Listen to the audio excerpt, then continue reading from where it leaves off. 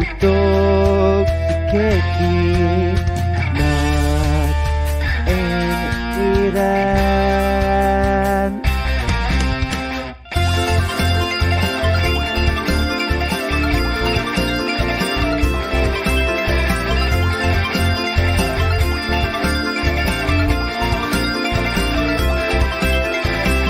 Osashi. Konnichiwa! Minasan konnichiwa. Hello, and welcome to another exciting episode of Talk to Keki. I am in constant pain. We are all here. Ours is going to be our first official review, spring episode, not first impressions. Indeed. Yo, it's back. That's right, Chris. It is back. Guess who's back? Another again, friend. Again. Anyway, I'm Matt, and to join me as always, Ethan, what's going on? I'm doing better than you are, brother. I know. Yeah, guys, if I seem far away, that's because I'm elevating my foot. I'm compressing it right now. Matt got a boo-boo. Yeah, I got a swollen boo-boo. Got a boo-boo, and it's not between your legs. Nope, it's on top of my foot and ankle. Oh, no. Yep, so definitely tore a ligament. I don't think you tore a ligament, because then you wouldn't be able to walk. Like, you're just not in pain. But no, I think I messed up a tendon, something like that. It's like, I guess like a high sprain. So it's going to be a few weeks. See if you can leverage that for a vacation. Yeah. Doesn't workers' comp do that? They give you like a paid, like, is it paid? I don't know. I've never had workers' comp before, so I couldn't tell you. I did it once and they fucked it up, so. Ah, you're Larry. I get it. So I'm just like, they'll probably fuck it up again. Yeah, I don't want to pay shit. I don't want to be like, oh, I gotta go back and forth. Like, who's going into who? Oh, we didn't get it. Yeah. Well, you're a wrestler. You should wear wrestling boots to work. I never wore wrestling boots. I wore wrestling shoes. Oh, you wore fucking Asics or Adidas's or something? Yeah. Mm. They weren't. They're not gonna pay attention to my feet. I suppose. Well, I wore like long pants. So I was like, it don't matter. Oh yeah, it's still cold up there, ain't it? But no, I was saying like for when I did the wrestling, I wore long pants. I didn't care about the boots. Oh, okay. So you look like fucking Great Value Brody Lee then. Sure, yeah. I just didn't have his beard. I'm telling you, should trim that up. Like, keep it the way that is, right? That's a good length. Yeah. It's a good vibe, man. Yeah, just not for winter. That's fair. You could look like but no, I'll clean it up. I'll get the neck and all that shit. Remind me if you ever come to Florida and you visit me, I'm gonna take you to a Spanish barbershop. Go back looking fucking Spanish as fuck. I'll be the whitest Spaniard. Hey, you'll be the poppy out in fucking Vermont, eh? Sure, we'll go with that. Not a lot of news. Not a lot happened, but we'll get to them real quick. Let us see. Tying the Knot with Amagami Sister. It's getting a TV anime. Ongaku Our Sound is getting an anime movie. Toei Animations announces Girls Band Cry, an original anime. Girls have the Band dumb tag. Cry. Wait, what? Girls Band Cry? Yep. So I don't know if it's gonna be like a Bochi the Rock thing or Great Value Bochi the Rock. Hooray. I don't know. It doesn't look like anything right now. The Foolish Angel Dances with Demons is getting a TV anime. Let's see. The Concierge at Arctic Department Store is getting an anime movie. And finally, The Bartender TV anime is going to get a spring 24 release. So next year. So, that's like one, like, I actually would watch that. Interesting. Yeah, but my dad was a bartender, so I want to see how. Yeah, no, I saw that little preview that you posted, and I was like, yeah, it looks kind of intriguing. You know what would be cool? Do you remember? What the fuck? Was it? I guess it was Taxi Cab, right? Where the Taxi Cab show that was on TLC, where the guy would just like, or no. I'm thinking of the. It is a Taxi Cab, but it was on HBO. Confession tech. Hold on. Something like that, where the guy would just listen to people's stories, which is all shit faced. Also, it's like confession. Yeah, confession cab or Yeah, something like that. yeah. You got to think it's Oh, something okay. like that, right? Like you're gonna think it's just a bunch of funny stories, people getting drunk. You Well, know, that's him what having to deal with like that's something what going up, a or bartender basically does. And he I'm gets sure paid. there'll be like a serious part where he has to like prevent a rape or something like that. Oh wait, I can't say that word on because demonetization. Oh wait, we're not monetized. Fuck. Yeah, we're not getting paid yet. I'm not getting paid yet. Son of a bitch. All right. All right, we got some reviews. It's been 6 minutes in, and we took care of the news already. That's good. Again, All right. not a lot happened. 30 minutes of reviews coming right up. And what you call it, Nier Automata still has no release date, but they did release their official soundtrack of the anime. Came out yesterday, actually. Oh. So I'll see. But you said it's just like it's just the same as the. Say the video game. I'm pretty sure there'll be some remixes or something like that. But I'll still listen to it. It's still near. I love the soundtrack. All right, now our 30-minute review is that. Well, I mean, it's not gonna be 30 minutes for me because I only have 2. It's easy enough. Yeah, no, you'll be like 10.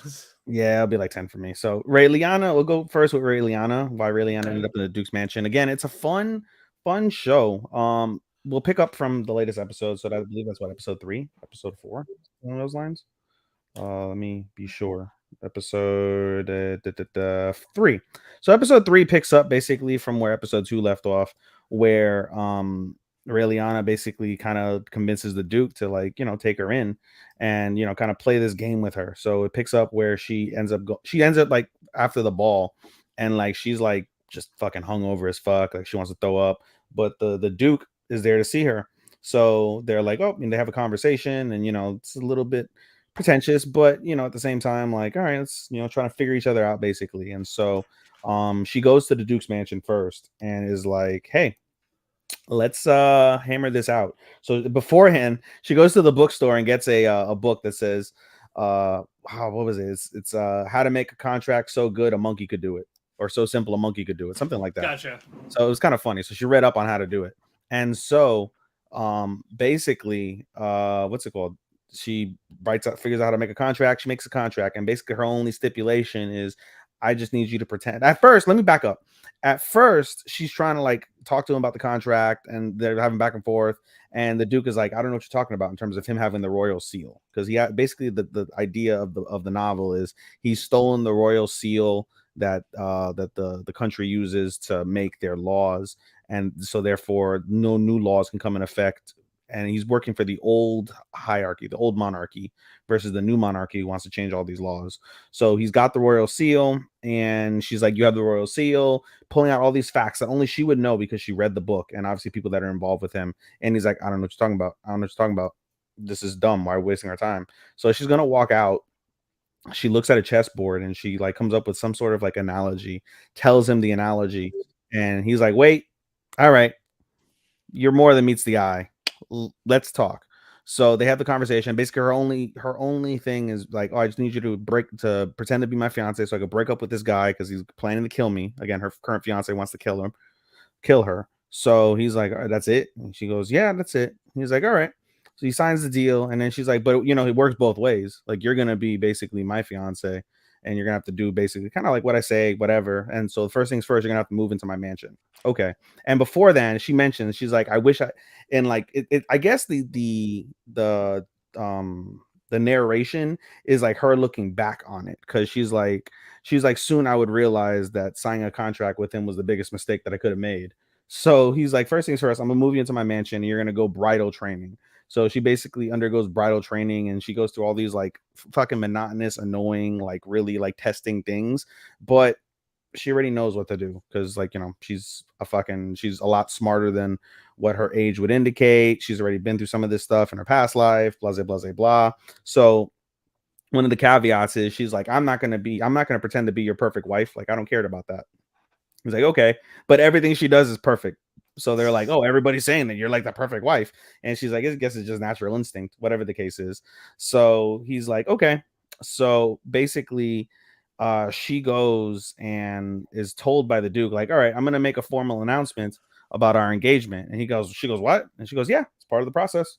I'm gonna engage. We're gonna go to this ball. I'm gonna tell you about this. I'm gonna tell everybody that we're engaged, and here's your beautician to help you get ready. And it's this gay dude named Nick, right? And he's just like super flamboyant gay, but he dolls her up stunningly. And while he's dolling her up, he goes, I guess you could say she, but it's a he. He's like, I'm gonna teach you one of the most important things you need to know, and it's the different smiles. And so he comes up with the. By the way, I think I mentioned the Duke's name, or I haven't mentioned the Duke's name. The Duke's Yep. name is Noah. He's like, so this is the Noah smile, and he does the smile perfectly. And she's like, this smile means like, hey, you little piece of shit, you have no business even being in the same room as me, breathing my same air, right? Funny. And then he goes, here's the other smile, and it's a really pretty smile. And she's like, this is the smile of the vixen Vivian. And she's like known to be like this gorgeous woman, but she's really like sinister. But this is her smile. And so we're going to teach you the Nick smile. And it's like a really just simple smile, like kind of in between, very welcoming and opening. And she's like, okay. So she gets all beautied up. She looks absolutely gorgeous. They present her to Noah. Noah's like, all right, he's going through papers. He's like, all right, give me a second. He looks up at her and he's just flabbergasted. He's like internally just shocked at how gorgeous she looks, but he says nothing, right? And he just kind of acts like a dick the whole time. And I was like, what the fuck? So Reliana's like, damn, like this motherfucker can't even like see that I'm like so pretty. Like I went through all this effort and you don't think I'm pretty, you piece of shit. But the butler, the main butler, whose name I'm forgetting, is basically like, hey, he's acting like that because I think he's being bashful. I think he thinks that you look gorgeous, like we all think that. So I was like, okay. And so then the two have a conversation basically, and the episode ends with them going to the ball. But the episode really ends as they're going to the ball with the vixen Vivian, this beautiful, tall, red-haired woman coming down the master staircase, and she's got this like sinister smile, like the same smile that Nick had shown her. And so it's kind of going to be, I think she's going to be the antagonist of the show. One of the antagonists. So it's going to be quite interesting from that. So I'm not giving the description justice because it's hard to describe coming up just like, oh, here's episode 3 coming off of it since this is our first reviews. But regardless, I thought it was very fun. Shut up, cat. No. What? Too early. I'm not going to feed you yet. Got another 2 hours to go, motherfucker. He's like, no.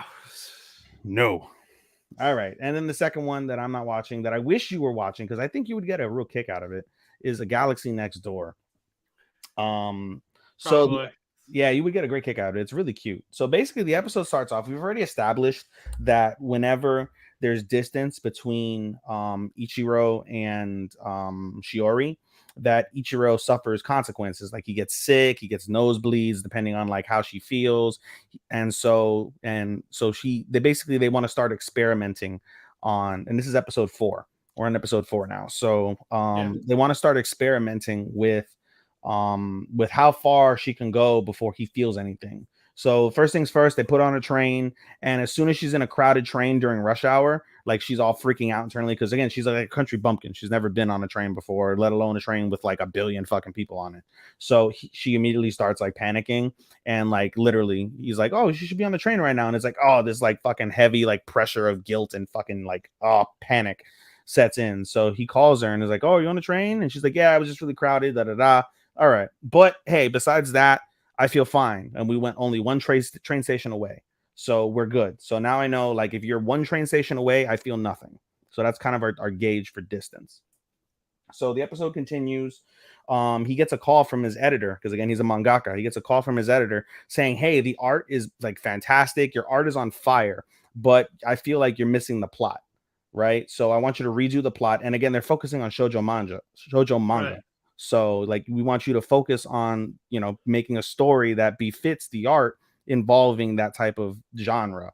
So he's like, fuck, I have to redo the entire plot because the plot wasn't good enough. And so he's like, and so when he panics, we find out when he panics, he does everything he can to avoid work. So he starts cleaning and doing all this bullshit, whatever. But his little brother and his little sister notice like, hey, fuck, there's something going on. He's cleaning like crazy. That means he's down. He's trying to avoid work. So they call up his childhood friend. His childhood friend is Momo. And Momo is married to his editor. So nothing crazy going on. And Momo's a really nice girl. She's also a mangaka. Shiori meets her and basically is like, hey, she's like, she finds out that she's the mangaka of a series she just finished reading basically at the beginning of the episode, because the episode really starts off at the beginning with her basically binging overnight an entire fucking series. So like she binged 14 volumes overnight to read it, and she loved it. And she finds out basically like, yeah, she was the pen person for that. And she's like, oh my god, I loved it, da da da, can you sign my books, da da da. She's like, yeah, sure, whatever. And then so one of her goals, because there's another piece that I'm kind of glossing over. She wrote down like on her book like a bunch of goals that she wanted to do while she's with Ichiro. And so one of the goals was to, see if she can get another assistant job, like kind of be busy, keep herself busy. So she asked, like, hey, can I be your assistant? And Mom was like, well, I'm good on assistants, but you can be a guest assistant. How good are you with digital art? And she had never tried digital art. Ichiro's not good at digital art, we find out. So it's kind of like a foreign thing. She's like, well, I don't have any experience. So Mom was like, hey, I have an old tablet. You can practice on it. And then once you get good, like, I don't mind bringing you on as a guest assistant at some point. Cool. Very well. Da da da. Everything goes well. Everybody's happy. They eat apple pie, all good. She leaves. And Ichiro's like, all right, now that she's gone, I feel better. I feel happy. I saw my friend. Things are good. Shiori's fine. Let's start working on this plot. He literally puts his pen to paper and feels another like guilty like pressure like in his heart. He's like, fuck. So he goes over to Shiori's room and he goes, Shiori, hey, I'm not feeling too well. So are you not feeling too well? So she comes out and she has this like guilty like kind of look on her face. Excuse me. And so they go outside to talk, and she goes, hey, like, I know she's your childhood friend, and I know she's really kind and sweet, like there's nothing wrong with her, but like I just feel like this sense of unease, like. And then she starts figuring out her feelings. She's like, am I jealous of her? And Ichiro's like, there's nothing to be jealous of, like, we're friends, like she's married to my editor, like I'm not doing no shiesty shit. And then she's really figuring out, and she's like, oh my god, I think I like you, I think I love you. And she like freaks out, and then so he freaks out because he feels like the pounding of her heart, basically, of her feelings, because they're that entwined with this like thing when she touched the stinger. So like he feels it, and Ichiro's like trying to calm her down, like, hey, let's not. And she's like, no. She's like, let me enjoy this night, feeling this genuine feeling. It's not forced upon me. Like, I genuinely like you. Let me feel this for tonight. I'll talk to you tomorrow. And she goes upstairs, and Ichiro's like, what the fuck? She likes me? Like, he's shocked, and that's how the episode ends. So it's really cute. It really, really is cute. There's a whole wholesome thing with him taking care of the family. The mother's a piece of shit. So I'm very curious to see when she enters the fray. At some point, that's going to be interesting. How I'm sure Shiori will defend Ichiro from his piece of shit mom. And yeah, again, it's really, really fun, and she's really cute. Everything is just so lovely about this. So I wish you were watching it, Matt. Yeah, but too bad. Yeah. So, and we still got to do that twin movie soon with those two. Well, if I don't go to work Saturday, I would have time to watch them. Yeah, that ain't gonna happen for me. I'm gonna be at a fucking cowboy EDM festival. My friend got me a light up cowboy hat, $15 at Party City. So it's gonna be very interesting. Cowboys and aliens, not Indians, because that's racist now in 2023. Cowboys and aliens. It's called the Electronic Railroad. Alrighty. Looking forward. Alrighty, for me first, Marshall. It's time for class, and now we're getting a hold on. Someone gonna say I'm trying to watch the other now. That's right, you told me about that. Yeah, Marshall. Oh, they're starting class. It's a broom class, and fly a broom. And Mash has no magic, so he can't fly. Makes sense. So he's looking down, and of course, it's Draco Malfoy looking motherfucker. He's like trying to bully Mash, and he challenges into a race with the brooms. If I win, you do what I say, type of thing. So they do that. You see dirt and all this all around them, and Mash is at the finish line with the broom. He wins. He wins the fucking broom race. Ow! What? No. But basically, he like stepped on the ground. That was like the distraction for the dirt. And while they couldn't see, he ran with the broom to the finish line. And since he's like fucking One Punch Man, he's very fast as fuck, and so he broke the record. With that, I'm like, what the fuck? So like, all right, good. I give him props for this. And his dorm mate, Finn, he sees like, okay, like what's the matter, basically, because he's been distant to Mash a bit. And he finds he's being bullied by the vice president of the school, the vice principal, and this other fucking Slytherin piece of shit. Slytherin. I'm sorry. You're right. I'm a little high right now. Sorry. He threw the broom and jumped on it. So sorry. Well Go then. back, Chris. Go back, Chris. And then basically, the vice principal and this guy were picking on Finn, and he punches the students. And he goes to the principal. He's like, you won't hit me. You'll be expelled. So he fucking makes like a hole in the ground. Like he buries it. Like I'm burying you, basically. Can't hit you, but I'm going to bury you. And there's wrestling in Marshall. How about yes. And then basically, it's like, don't do that. You'll get in trouble. It's like oh, no, that's bad, right? Me burying it. That's bad. It's like, yes, that's bad. Fucker. So of course he gets in trouble with Dumbledore. That's not his name. It's the same shit. that? Basically, Mash isn't expelled. He kind of wants him to be like. It sounds like you're saying Bash, and I was like, oh, Bash is an enemy. No, now. Bash. Oh, Bash. Fancy now, aren't we? Yeah. Yeah, no. Basically, Dumbledore thinks he will become the Divine Visionary. Basically, say like fuck authority, fuck the regiment, basically the class system, because Mash is poor. So basically, last minute he has Mash in a Quidditch game, and that's where it ends. Like it ends right there. Basically, he's in this Quidditch match with the team. It's Gryffindor versus Slytherin, and no magic. So how's he gonna play this game of Quidditch? So funny episode. I like that one. All right, Interesting. moving on. It is definitely interesting. Ranking of Kings. I didn't watch today's episode, so I'm only going to talk about episode 2 for a bit. Basically, it's a little after Boji finishes training. So now he's like going with the Underworld Army back to the kingdom because King Didas or Bozy made their attack at the kingdom, so they're going there. And one story is that the guards are talking about like there's a rumor about a monster that comes out around this time. Mm-hmm. So of course Boji's excited, so is Kage. So they try out they see the shadow of it and they try to look for it.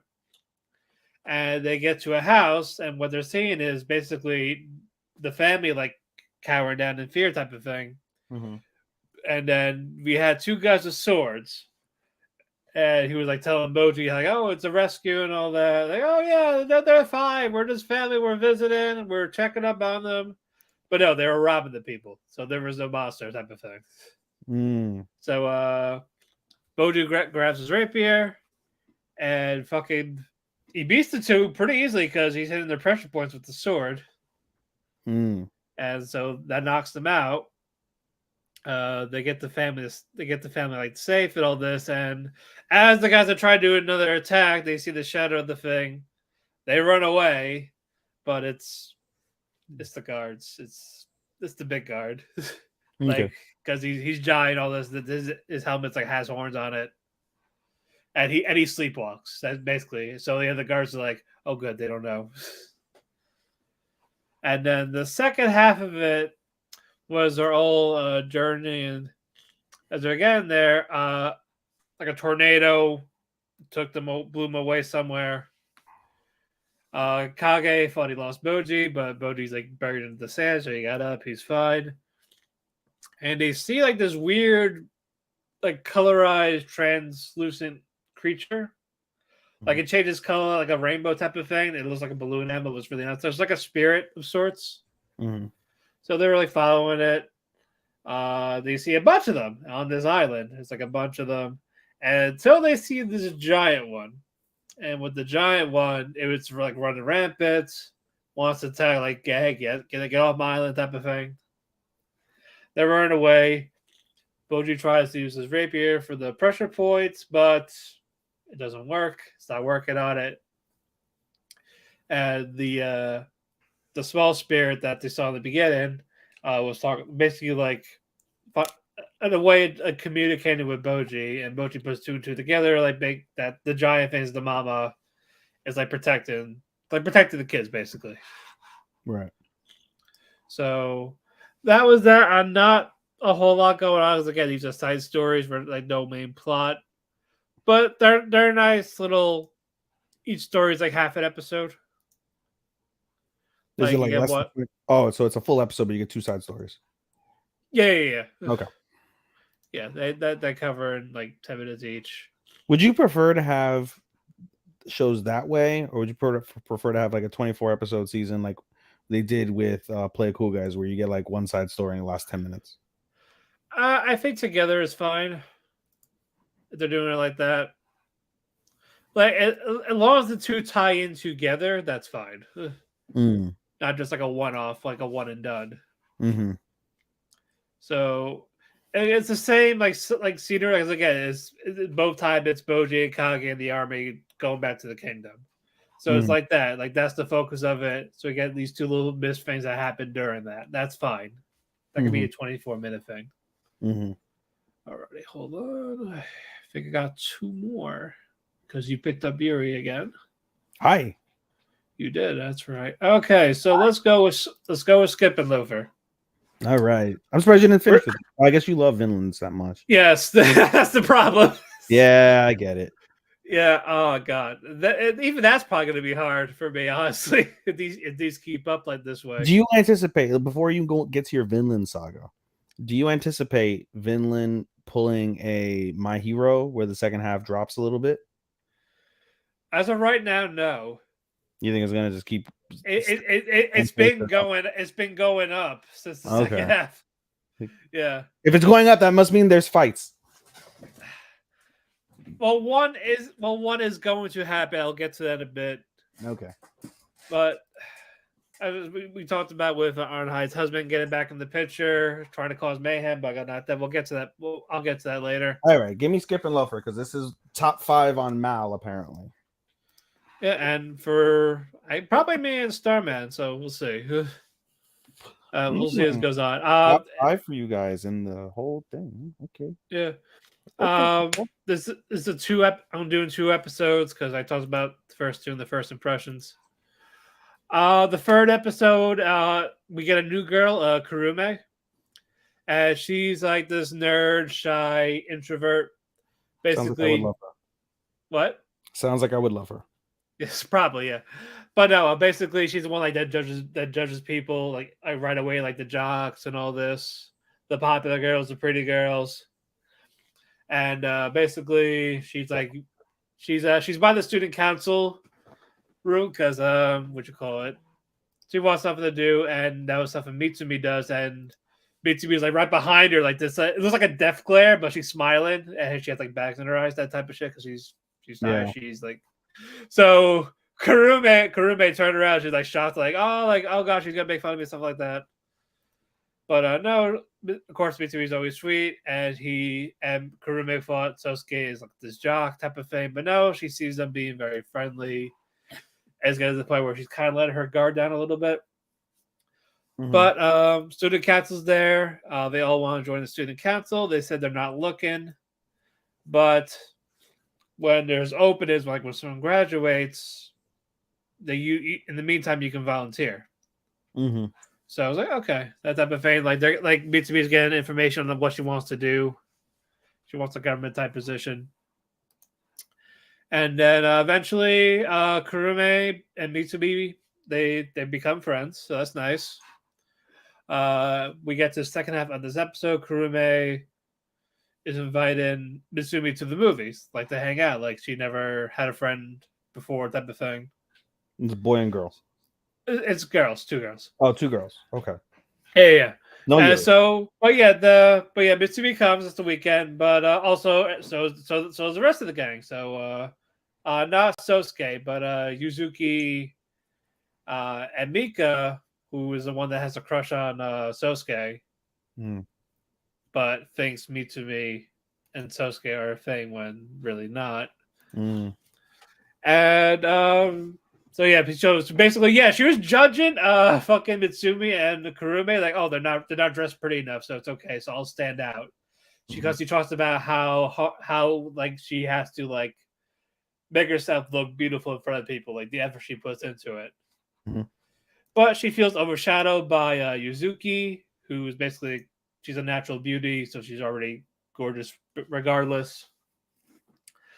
So this, yeah, I'm not liking Mika with how like she's being like manipulated and like backstabbing type of thing, but still friends with them at the same time. High school people are weird. They're not weird. They just misunderstand shit. Yeah.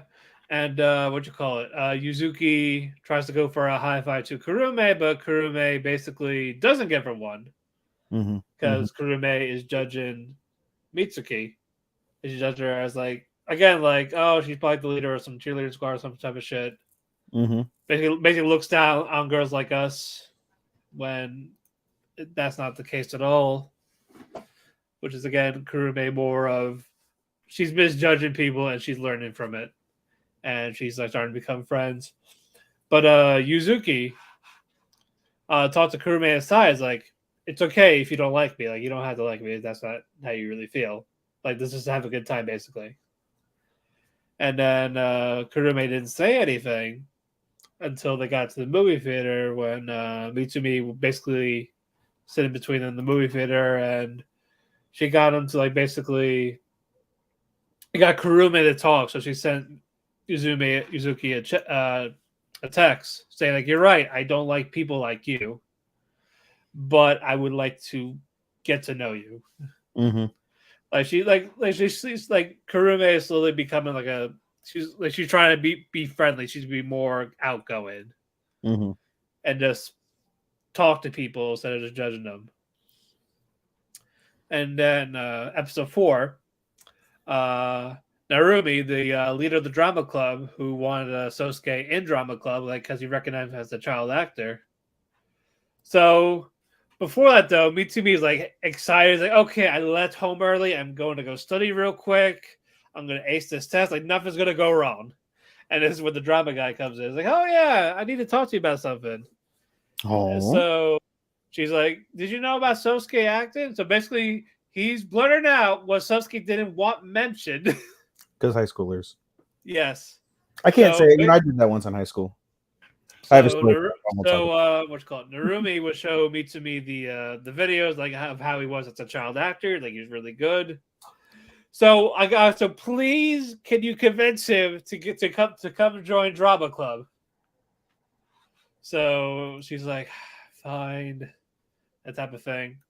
But because of all this, she forgot to study for her test, and like the next clip is like, test starts now. So she draws a fucking blank, and time was up. She didn't write anything down. So it's like all that hype to herself just to fucking do that.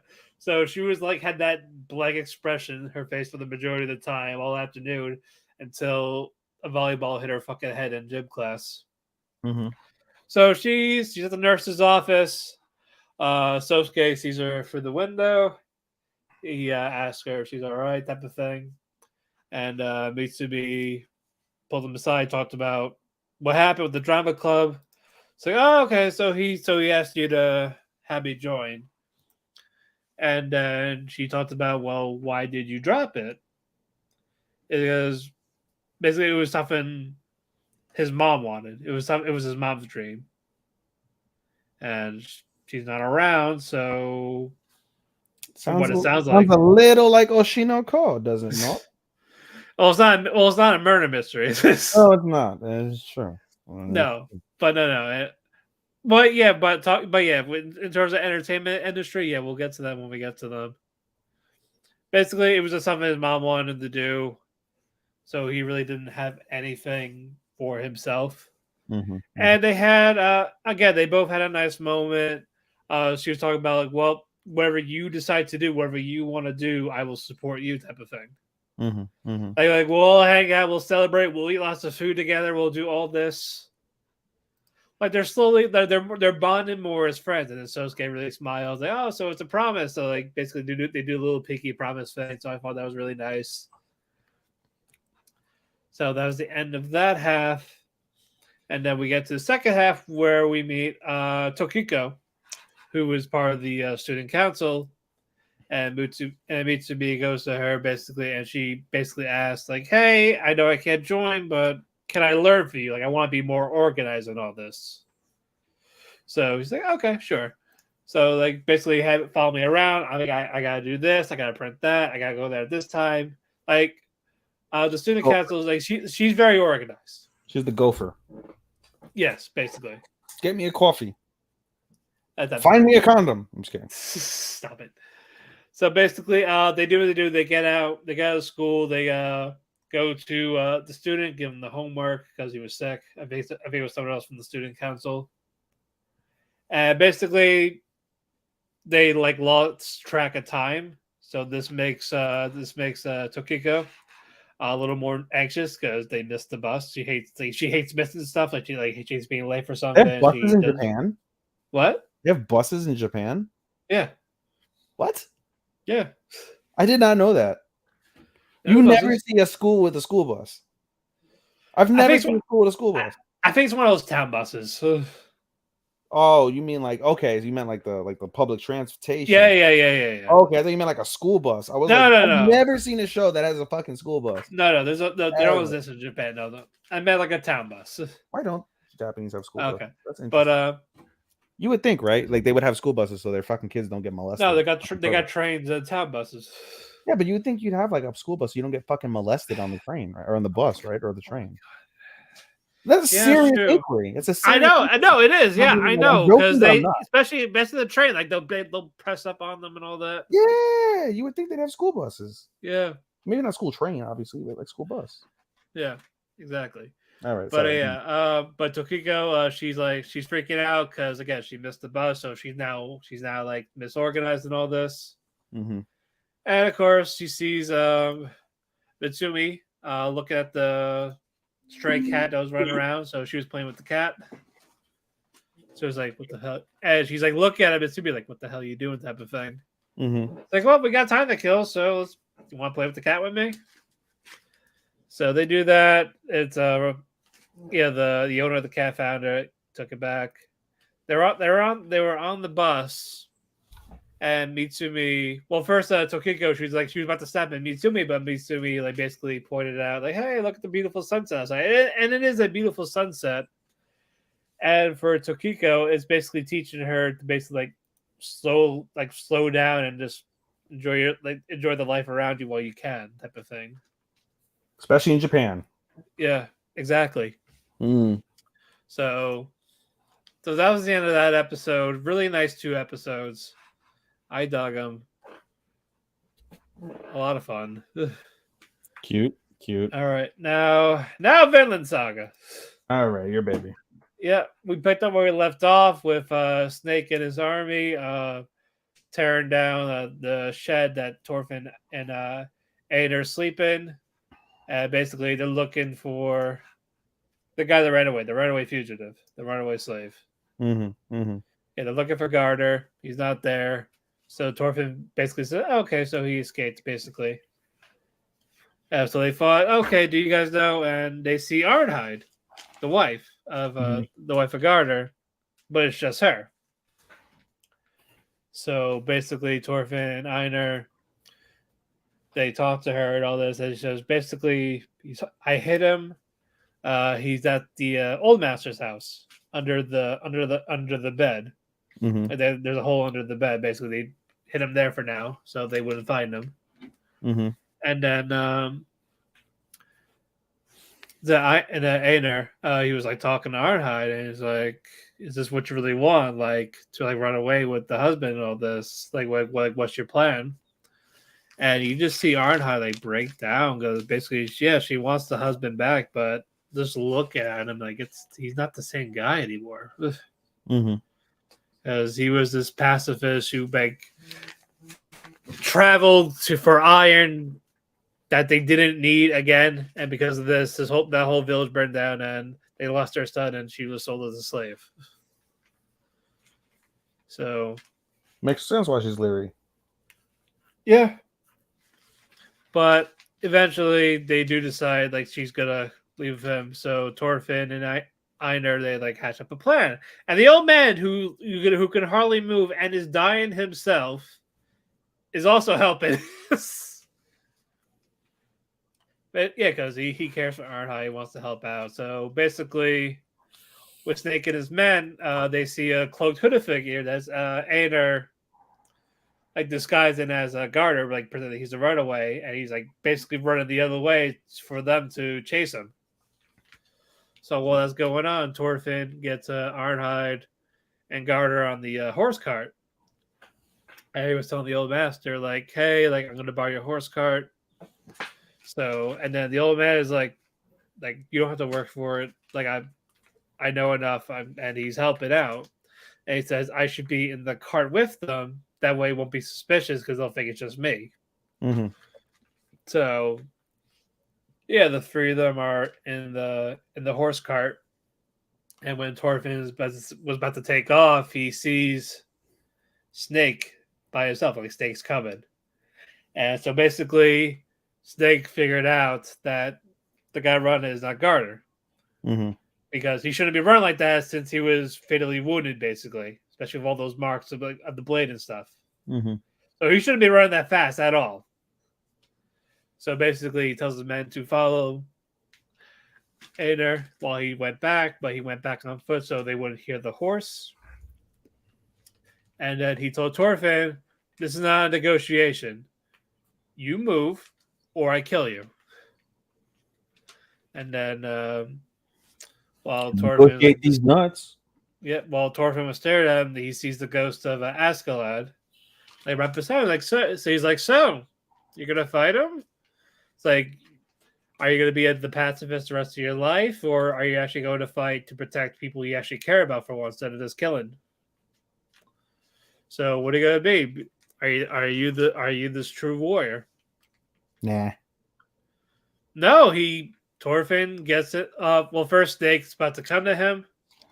He dodges. Thorfinn dodges the blade twice and goes to hit him, but doesn't work out. They back up. Thorfinn finally gets in a fighting stance, and Snake look at it like, "What style is that?" Basically, it's basically when he had the two blades, his little stance right with that. Despite no blades, because that was kind of how his dad was. I'm hoping you tell me like drunken monkey or something. No. Something funny. Nope, he just had his fist out like how he used to for when he had his twin blades. So Thorfinn is going to fight. I can't wait for that next episode. Dun dun dun. Yep, it keeps building up. It's great. King Canute's not there yet. Neither is Kettle, the owner of the farm. So basically, it's a race to see who gets to the farm first while all that is going on. And that is it for my solos. Took you about 25 minutes, but it's all good. Yeah. And he took like 15. Well, to be fair, I have more than you. No, you have way more than me, so you have more. Well, two. I have two more than you. I've been playing with my hair the whole time. Right. All right. What? Paying attention. All right, let's do Dangers in My Heart. Dangers in My Heart. This is good again. Yeah, it goes through its periods. It goes through its up and down periods. We almost dropped it, the both of us. Yeah, but what you call it? Yeah, Ichikawa, he just slowly gets better. He is. He's no longer just the fucking an edgy emo future school fucking stabber. Yeah. No, he's just a middle schooler who just faced like a normal kid. The kill is basically a crush. No, I think he still has like significant psychological problems, but at least he's realizing like, oh, there's stuff that's beyond killing. Like, basically, he has his heart disease. I want to know, like, that should be a serious inquiry, like, if possible. You don't really know, but like, out of all these fucking mass murderers, how many of them like are like virgins? or like barely got any pussy in their life. You gotta think it's like a low amount, right? So it's like so you mean like an incel type of thing? No, I'm being dead ass serious. Like, bro, like your life changes when you get to have sex, no matter who you're fucking, whether a guy or girl. So you would think, right? If you have pleasurable sex, the likelihood that you hate life goes down just a little bit. You would think, right? Maybe I don't know. I never met someone that did that. That's the problem. It's not guns, people. It's them not fucking. Republicans are gonna run with what I just said. They're gonna just fucking run with it. Like even 2023, do this. Give pussy. That's two fingers. Don't slay, get laid.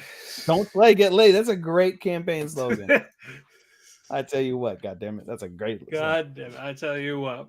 Bobby. But yeah, what happened last time? Yamada broke her nose in a PE because of Rin. Girl just threw the ball and she wasn't paying attention. But the way how she's acting is like it was intentional at the same time. Yeah, because they're all paying attention. They're all paying attention to Yamada. Yeah. So, because she's the model, she's the pretty one. But of course, she also finds a way to still sneak in food to the library, and we find out that's a no-no in a bit. Right. What's the thing called? Peruche, something like that. What? The food she was eating? Peruche or some shit? Yeah. Basically, she was opening it, but she doesn't have a spoon to mix it or like anything to mix it in because she was trying to do it in the pouch. Mm-hmm. So Ichikawa takes it to the home ec room, and basically they use the beaker. Yep. So basically, she mixes it up, and she does. But when they came in, they're like, "Shh, there's a teacher next door." Yeah, so it has to be quiet. And so apparently, we find out later there's a no snack rule, which is the entire prep. I was getting to that after this. Okay. Well, no, it's not mentioned really. Oh no, it is. It is. Yeah, that's what I said. I was getting to that. Yeah, we found out later. All right. Yeah. But basically, she gives Ichikawa a spoonful while she eats the whole thing. Typical. And like how generous. How generous. You're so benevolent. Yeah, and the teacher comes in. It's like, what are you doing? And Ichikawa's like, I forgot something. Like, what'd you forget? And she looks at that. See the cream of the puree on her thighs. And he's like, no. And he's like, it's the food. It's the food. It's the food. Yes. I don't come that much. If I would have died laughing if he said that shit. Yeah, I took care of it earlier. Yeah, I went to the bathroom earlier. What? No, it's not like that. I just dig. Yeah, then before that though, we get to Ren, who's like keeping her distance. He's like being the tsundere type. And he's like, just go apologize. He's like, no. And when basically Ichikawa's there at the school, like in the library, well, of course, I'm at the end again. But basically, he sees that the girl that's stalking her, say, taking the hint, leave, basically. And of course, they eventually talk. He's like, oh, you want candy? He's like, no. Because, well, yes, but the bags are empty, of course. And drops them on the floor. Of course. But yeah, she apologized to Yamada. And he's like, for what? For the vein. And she fucking forgot. It's like, what the shit? It's like, so I was mad for nothing. Shame. Yep. And then we get to the teacher talking about someone's been hiding snacks in the library. Oh, whoever could it be? Yes, and of course he suspects Yamada. It's like, I don't know what you're talking about. I didn't do anything like that. Nonsense. So Ichikawa actually lies for her. And basically saying that he's been doing it. And then basically he's like, all right, you, still Yamada, no snacks. Like, hi. She won't listen. So, of course, they go snack shopping. Of course. That gives her this drink thing here. He got a new bike. And he's passing Yamada. That's right, because that's right. He pushed it into the water. Crashed his bike. So we got a new bike. It's nice and Yep. pretty. It's got a double seat for no He's reason. like, hey, I was like, hey, can I ride it? Your bike. Oh. Yeah, that. So they're doing that. They go to the convenience store. And this time, he gets the drink, and he gives her the cap. Yeah, so she's like, as a thank you. She gives a split. It's a split pack. Yeah. So that was cute. It's a cute was. show. It is. It's getting cute. It is indeed. Alrighty. Yuri's My Job, the one you picked back up. Yes, thank God. The show needed. This is a 2-episode thing. So we won't talk about the other one that much. Basically, we get a flashback of Hime, of why she's so desperate of wanting to be liked by everyone, even the ones that don't like her. Yep. Because basically, she's a flashback. She's in like grade school. She's talking to all these groups. Yep. And there's a little girl that says, hey, no, she's a liar. She doesn't mean it. Yep. She told me to buzz off, basically. Yep. And so the other girls look at Hime and it's like, so you're lying? So basically, because of this, they saw through her acts. And this is why Hime tries so hard to get people like her, even when you don't like them. Right. Otherwise, they'll see through you, basically. Right. So we get to they're all getting dressed. Hime is talking to the curtain figure, Kanoko. He's like, because basically Kadoko's like basically told Hime, you shouldn't have to put up with that. Why are you trying so hard? And she basically says, it's just an act. Like, I'm just trying I'm trying to get her to like me. You know that. I don't really care. And Kanoko is from the other side. He's like, huh? Hime again? And Hime's like, shit, the curtain opened and it's Ayana Koji. Yep. Dead ass stare. It's like, oh. She fucked up. I was like, yikes. Here we go. And of course we knew who it was, but they didn't know because like, okay, yeah, of course. Got to build the drama. I get it. Yeah, but so basically they're doing the cafe shit. Hime's fucking up a lot more. She's out of it. It's basically she's gonna think her own HN is gonna expose her. She doesn't want to be exposed again. Yep. So she's getting everything wrong, not even taking orders, very disoriented. Yeah, she's very so basically they get pulled to the back. So basically, like, fix your shit. Yep. Can't have this. Yep. So they're talking. And then Hime says basically she doesn't want her to tell what basically like you weren't supposed to hear that. Like, please don't say anything. And she says, I'm not saying anything and I don't care. Like, is this what this is about? Like, can we get back to work now? Yep. And then Hime is like, oh, thank God, thank you so much. I really because let me tell you, there was this one bitch who basically exposed me for being a horrible person. You know she's right, but still fuck her. Yeah. And her name was, and I clicked this and Mitsuki Yano. It's like, yeah, that cut. How'd you know? Goes in a locker, pulls her fucking school badge out, and slams on the Yano. And she's like, oh, fuck. Yeah. Like, oh. Yeah. And then we get to episode 4. Yep. She's looking at like, oh, shit. Are you sure that's you? And then we get a flashback to further. Yes, to that day. To the day. Basically, he made it's like what, a month, week, about a month. Sure, we'll go with that. Basically, he meets a new girl in school. Says hi, nice to meet you. Mm-hmm. All the girls are talking to her, and he basically talking about how this is all totally inactive right away to begin with. Mm-hmm. Mm-hmm. And Mitsuki basically said, move, like, get out, basically. Mm-hmm. And she did it like a bit rude. And then he may say, so, hey, what's her deal? So the other friend's like, oh, I ignore her. She always has to stick up her vagina. She's fine. Fuck you. Yep. So like, let's just hang out with us. Stick with us. Yeah. They were trying to get her like, so yeah, they're like telling her like, hell yeah, Hime, do you play the piano? Yeah. While glaring at Mitsuki. But Hime sees this and he's like, I know, I don't play any instruments. I'm no good at any of it. And like, oh, but you look like you can do anything. Like basically they're kissing her ass. Yeah. And of course, later on when Hime's by herself, she hears the piano. Mm-hmm. And she's Mitsuki there. And like, oh, can I play? Like, oh, I'm a beginner, but she plays it flawlessly. She's great at it. She really got lost in the zone.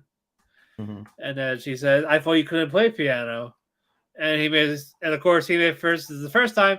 Oh yeah, I lied. I'm a liar. I'm lying to them because I saw how they were looking at you. If I said yes, they meant I thought they were going to kick you out, Mm-hmm. and I didn't want that. Mm-hmm. So basically, of course, Mitsuki suggests, why don't they play together?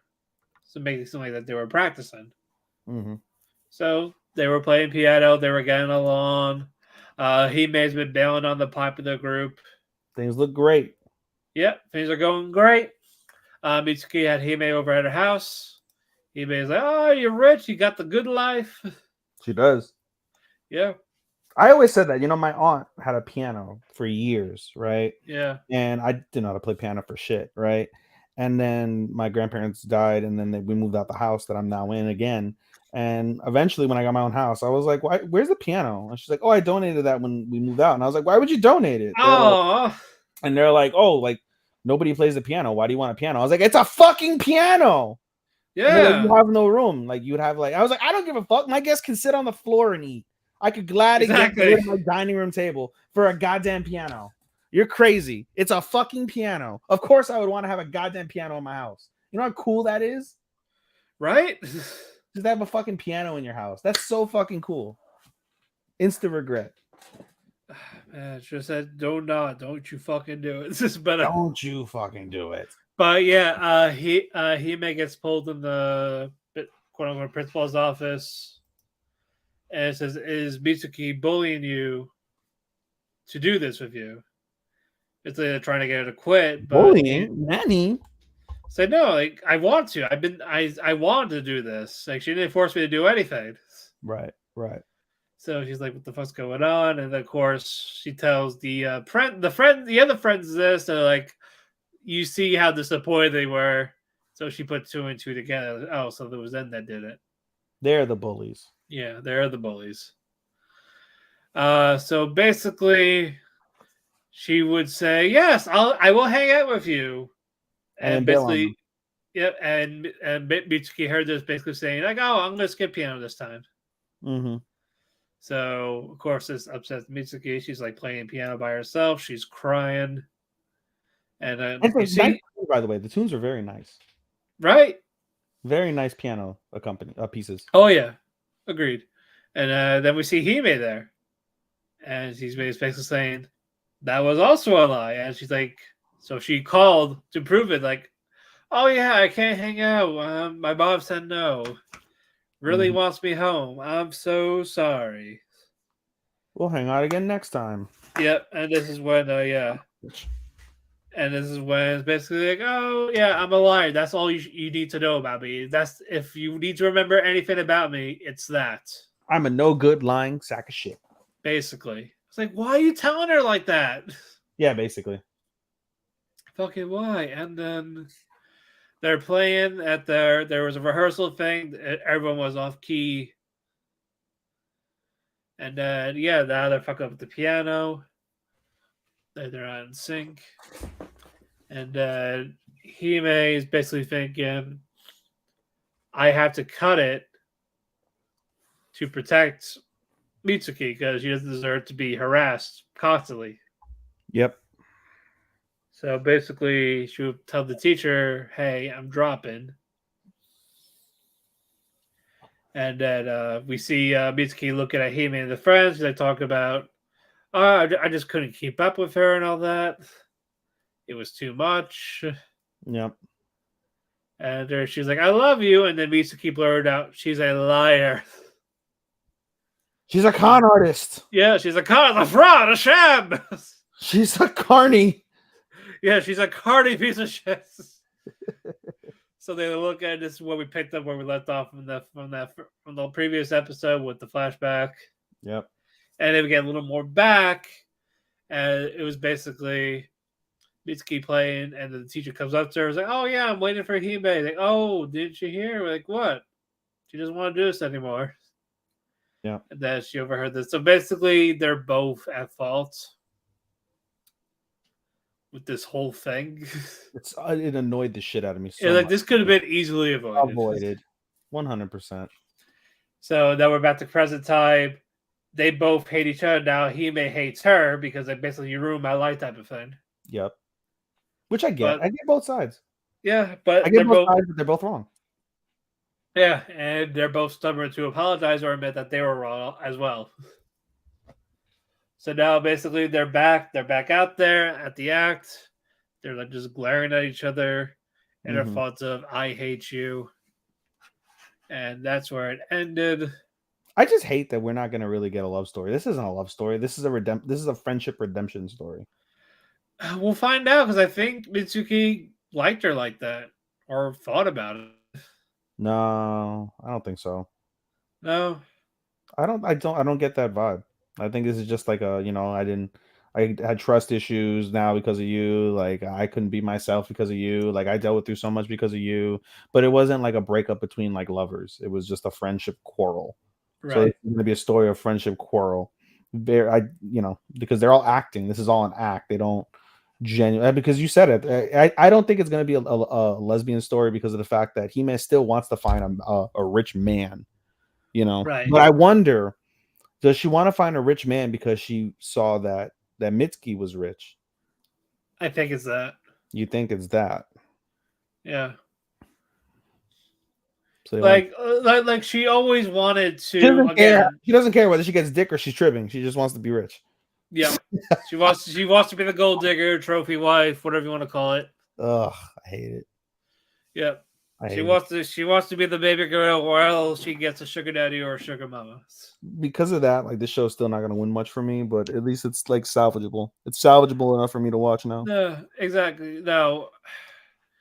Well, even if it doesn't get anything, we'll still give it some compliments. I just wanted like everything else that we I have. really wanted something like a citrus or a fucking blooming to you or that's your fault. That is you had your expectations. That's what I wanted. I heard Yuri and I'm like, oh, because Yuri on Ice, the participants are gay, are they not? The guys, yeah. The guys are no shit. Well, it's Yaoi, yeah. How many straight figure skaters are there? What? I said, how many straight figure skaters are there? I'm sure there's a few. You know, it's funny. I'm reading a Korean pornwa. It's manhwa, but I call it pornwa. Korean pornwa. It's called Ice Love, and it's like basically like these two guys, and they basically like are feuding, and they like fuck each other's like all the people on the girls figure skating team. Like one of the guys fucks the director, who's the other guy's mom. It's fucking wild. You just see like these guys like just the speed skating. It's not figure skating, so they're speed skating. It's all about speed skating. So it makes a bit of a difference. Right. But you just see like this fucking like pretty boy guy with like this huge fucking cock just fucking speed skating around, and all the girls are fucking getting it. It's worth a read. Jesus Christ, all right, let's go. Tonikawa. I love this episode of Tonikawa. Yeah, basically, Ginga, the cousin, the wannabe fucking yakuza.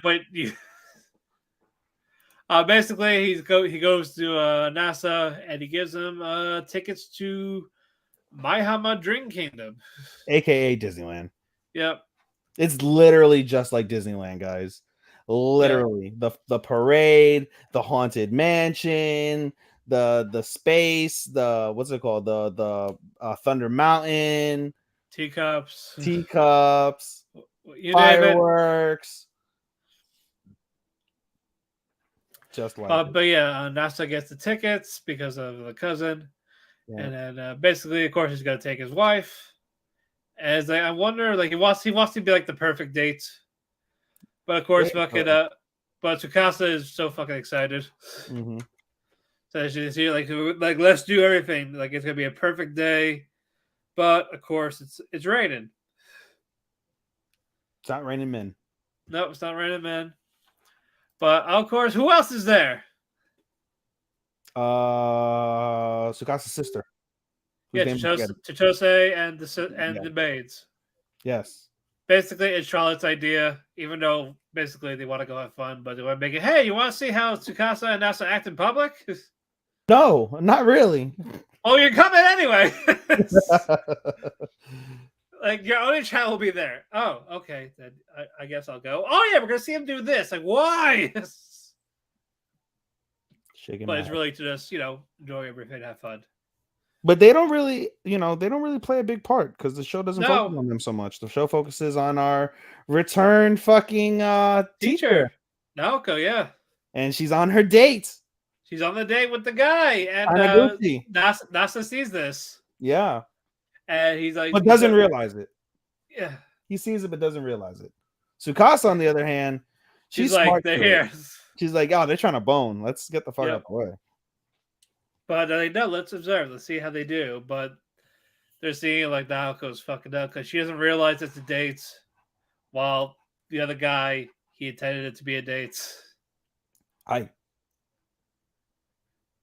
What was that? What? I said hi. Oh, I feel like No. But yeah, they're on the what was like the haunted boat or something like that. I don't know what ride that is, truth be told. I think that's like a specialty ride that's not related to Disneyland. Okay, but yeah, they were in the next ride. They were the next cart over. Yep. Looking on. They switch into fucking sports commentary. Like, is she gonna make the moves? What a goal! What a block! That was great. I literally thought to myself, Yeah. I'm like, oh, is this what Blue Lock is like? Well, they didn't have an answer, so. Oh well, I imagine if they did. Well, maybe when they get to the actual big games, but basically, that Naoko is like slowly figuring it out, or, well, the guy was trying to confess, like he wanted to confess. Yep, it was true. He did like it. Yeah, but it was basically he didn't want to say how I got the tickets, even though it was like I didn't win a contest. I bought them because I want to take you out. Yep. But of course, someone used the same exact line. I didn't buy these tickets. I like you. Oh, I like you too. Do you So want to he's go like, out? Yeah, let's he go ruined. out. It's But like no! he ruined my thunder. No, kids these days. Yeah, so now he has to lie saying I actually won them. Yeah, I definitely won them. Because the teacher was like, "Oh, that's cute. That must be nice." But eventually they get to little the does he know. Yep. But yeah, but then we get to the fireworks. They talking about how he did like it. Buffet.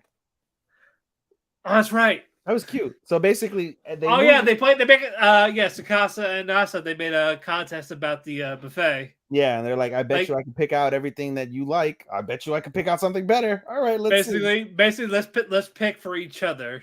And Tsukasa's plate looks absolutely perfect.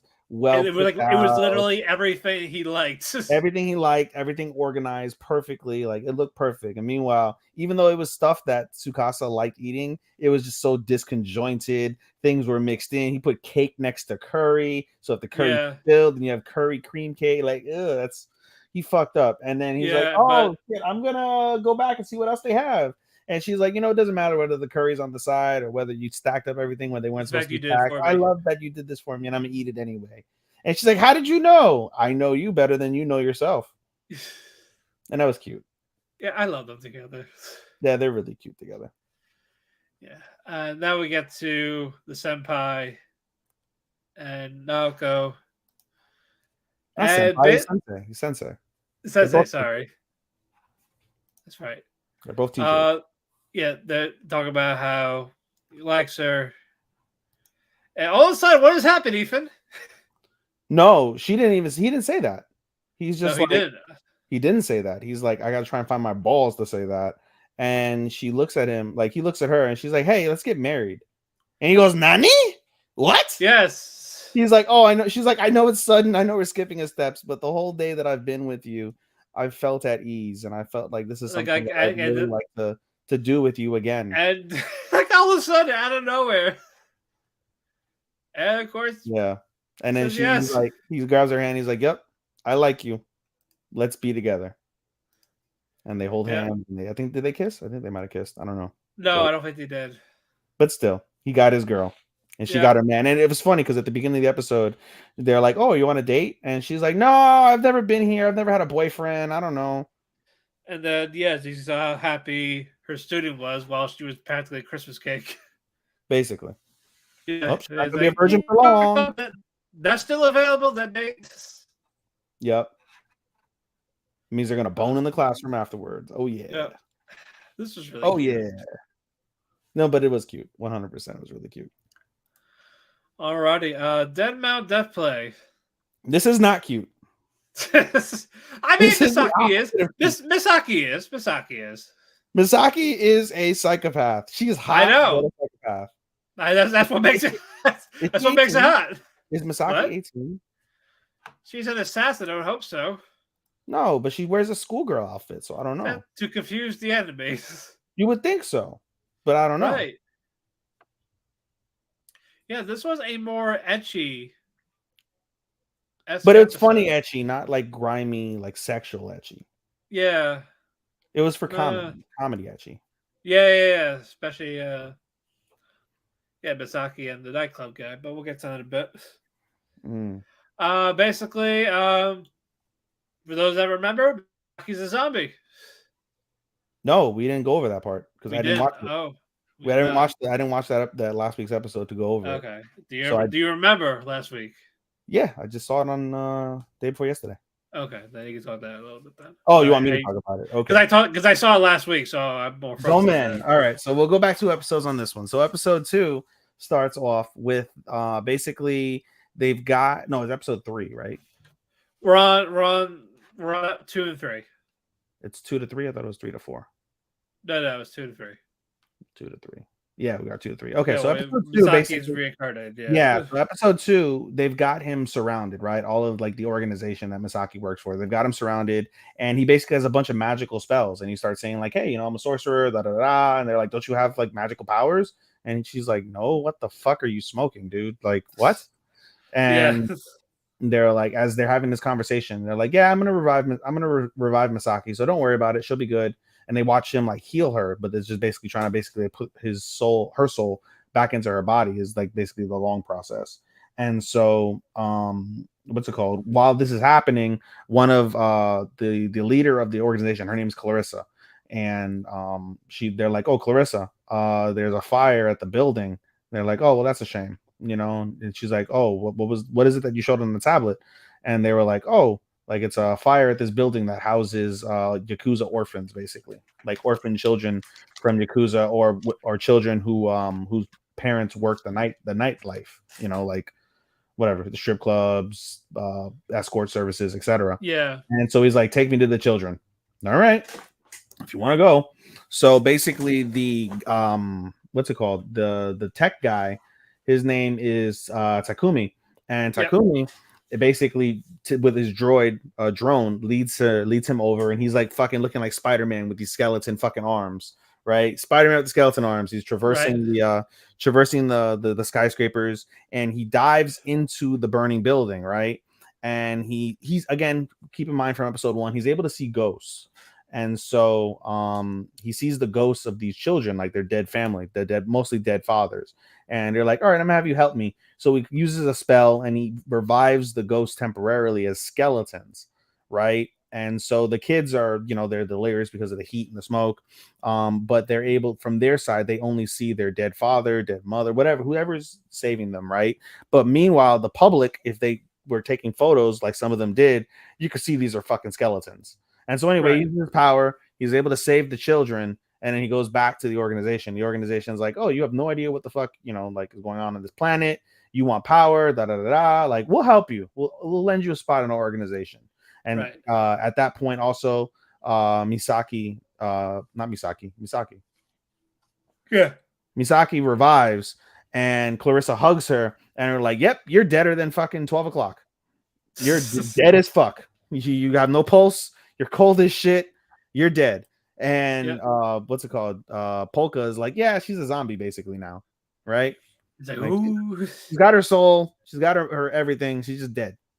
Yeah. Right. So all right, whatever. So she basically assigns Misaki and Takumi to basically kind of be his aides in the world.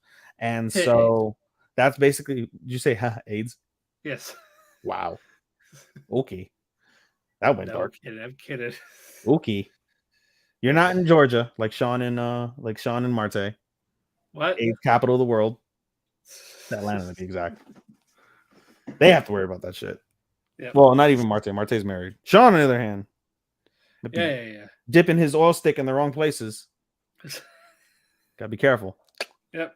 Dipping the dipstick. But no, anyway, so that's the end of episode 2, more or less. Episode 3 starts off where he's learning more about the world, and he's like, basically, he notices that there's connections to the world. Yeah. Like for example, like you guys as whales were mythical creatures on like my world. So there's like some sort of like connection somewhere. That's like gotta be how I ended up here. So anyway, as they're having this conversation, Misaki gets pulled over by a Yakuza member. And the Yakuza is like, hey, I need you to protect me, because if you don't protect me, then other Yakuza members from other organizations are going to kill me. Right. And so she's like, yeah, I don't know, man. Yeah, I don't know. And then Polka comes down, jumps from the roof basically, and was like, yeah. Oh, it was the flashback in episode 2 or 3? Oh, for which one? Misaki's flashback. I think it was 2. It was 2. Okay, so I skipped that. I'll go backwards really quick after I say this. So, basically, he skips down, comes down from the roof, and was like, "Yeah, we'll take your request." And Takumi's like, "What the fuck? What?" So they go off to do this quest, right? And I'll get to this mission. I'll get to in a second.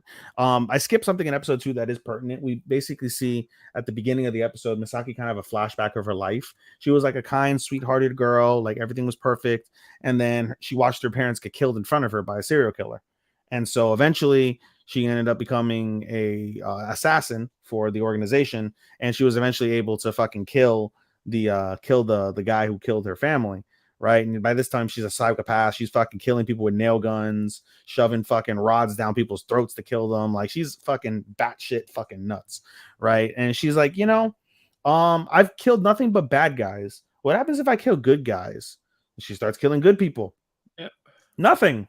Feels the same. Once you're a murderer, you're a murderer. And she's like, all right, well, after she kills Polka, or what she thought was killing Polka, she's like, all right, well, I've killed good guys. I've killed bad guys. I guess the only thing that's left to do is kill myself. And she jumps up on the roof, and before she's able to fucking finish the deed, she gets a call from Takumi saying, hey, you didn't finish the job, bitch. Go finish the job.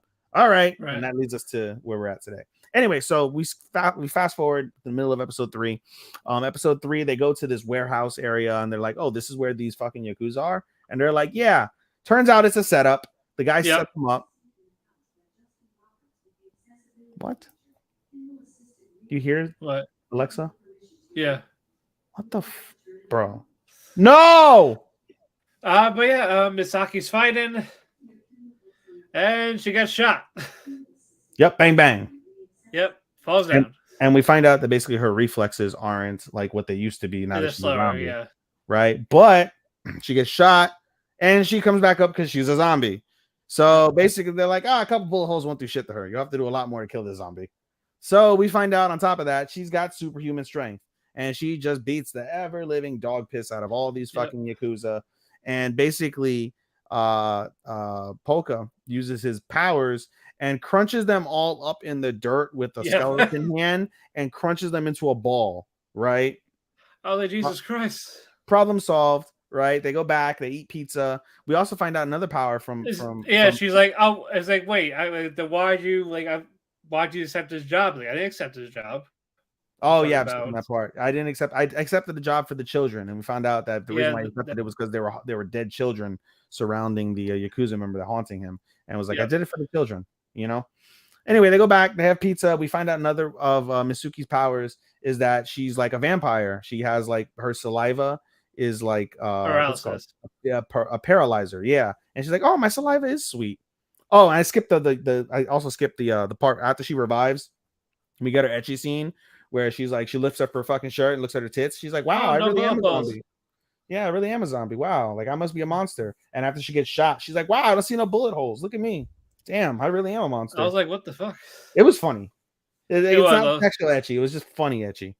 And Yeah. so Polka remarked, like, oh, do all girls just actively disrobe without an issue here? What the fuck? That's weird.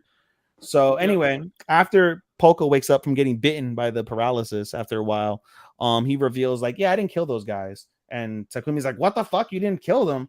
And he's like, yeah, but trust me, they're traumatized enough. They're not gonna fucking testify.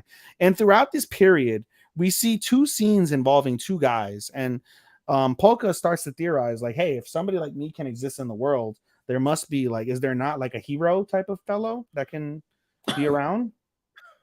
Gotta be, right? And Right. so we see two guys in particular. One guy is like a drunk, and he's just pretty fucking handsy with women, and the other guy Yep. is basically goes to like another exclusive like place, And and he's like with a bowing, like girl, they're bowing, and he beats the shit out of all these guys like you're gonna try and fucking beat each other with his headbutt. Yeah, with a like while headbutt. bowing. This why you Yeah. say like go bad. And so those two are called to the crime scene. They go to the crime scene, and we find out basically that they're part of like a paranormal unit that deals in like occult like crimes. And Right. they're like, oh, we haven't seen anything between this and then the skulls. And they're like, oh, we haven't seen anything like this in a while. This should be interesting. And that's how the episode basically ends. I was like, okay. Oh, we also find out Clarissa's a lesbian. So there is fan service there. Oh yeah, that's Clarissa's right. a There you lesbian. go. There's your fucking. Yeah, there's my Yuri. She basically has two girls that always service her in whatever she needs, whatever that may entail. Yep. And while they're half naked on the bed. Yep. And they drink, and Yep. they're all hot too. All three of them. Oh yeah. Smoking. Yeah. Alrighty, now my home hero. So goddamn dark. Yeah, this is a 2-episode again. Oh, so dark. Basically, episode 3 was Kasa and then Tetsuo. Mm-hmm. Basically, they got caught in separate areas. Yeah. The wife at the house with fucking saran wrap on the floor and just putting her on it. Savage. So savage. Yeah. While Tetsuo is blindfolded and he's got a burlap sack on his head, being fucking hung upside down and dropped on his fucking head and beat the fuck up. Yep, and basically the Yakuza member is like, what, like where were you? What was going on? Where's our guy? Basically. Yeah, and long story short, at the end of the day, basically they made it the same story. They had to say the same thing. Yeah, and it was up to Kasan, and Kasan actually pulled the job. They convinced her, and so, but they what's called what's his name? The guy who he was working with. Fuck, I forget his name. The main boss. No, not the main boss. The side guy who's basically been in contact with him. I'll find it. Give me 2 seconds. Is it Ben? Kyoichi. Okay. Kyoichi is like, hey, I don't believe you. I'm gonna kill you anyway. And he's like, and Tetsuo was like, wait. Let's work together to find him. Yeah. And eventually they agree to that. And they're like, all right, give me all your contacts. So they give me all the contacts. Like, keep your phone on at all times. That way I can call you and reach you whenever I need to. If I don't reach you, I'm going to burn your house down, basically. Yep. And he's like, all right, no problem. And so the episode 3 starts off with the replay of that scene. And basically episode 4. Episode 4 starts with the replay of that scene. And he basically says, like, hey, I can't involve my family any further. Like, I'm doing this for their sake. Right. Yep. So they end up going to a nightclub after he gets off of work the next day, and they're like, "We're gonna retrace the steps where he was." Yeah, we're gonna retrace his steps. And first place we're going to his nightclub. We're gonna speak to his girl. Like, didn't he have my daughter? Come to find out, no. Like, he's a cheating piece of shit. He was only with her for the money again. And basically, Tetsuo has to kind of sit here while homeboy's girl. What's his name again? Kabuto? Which one?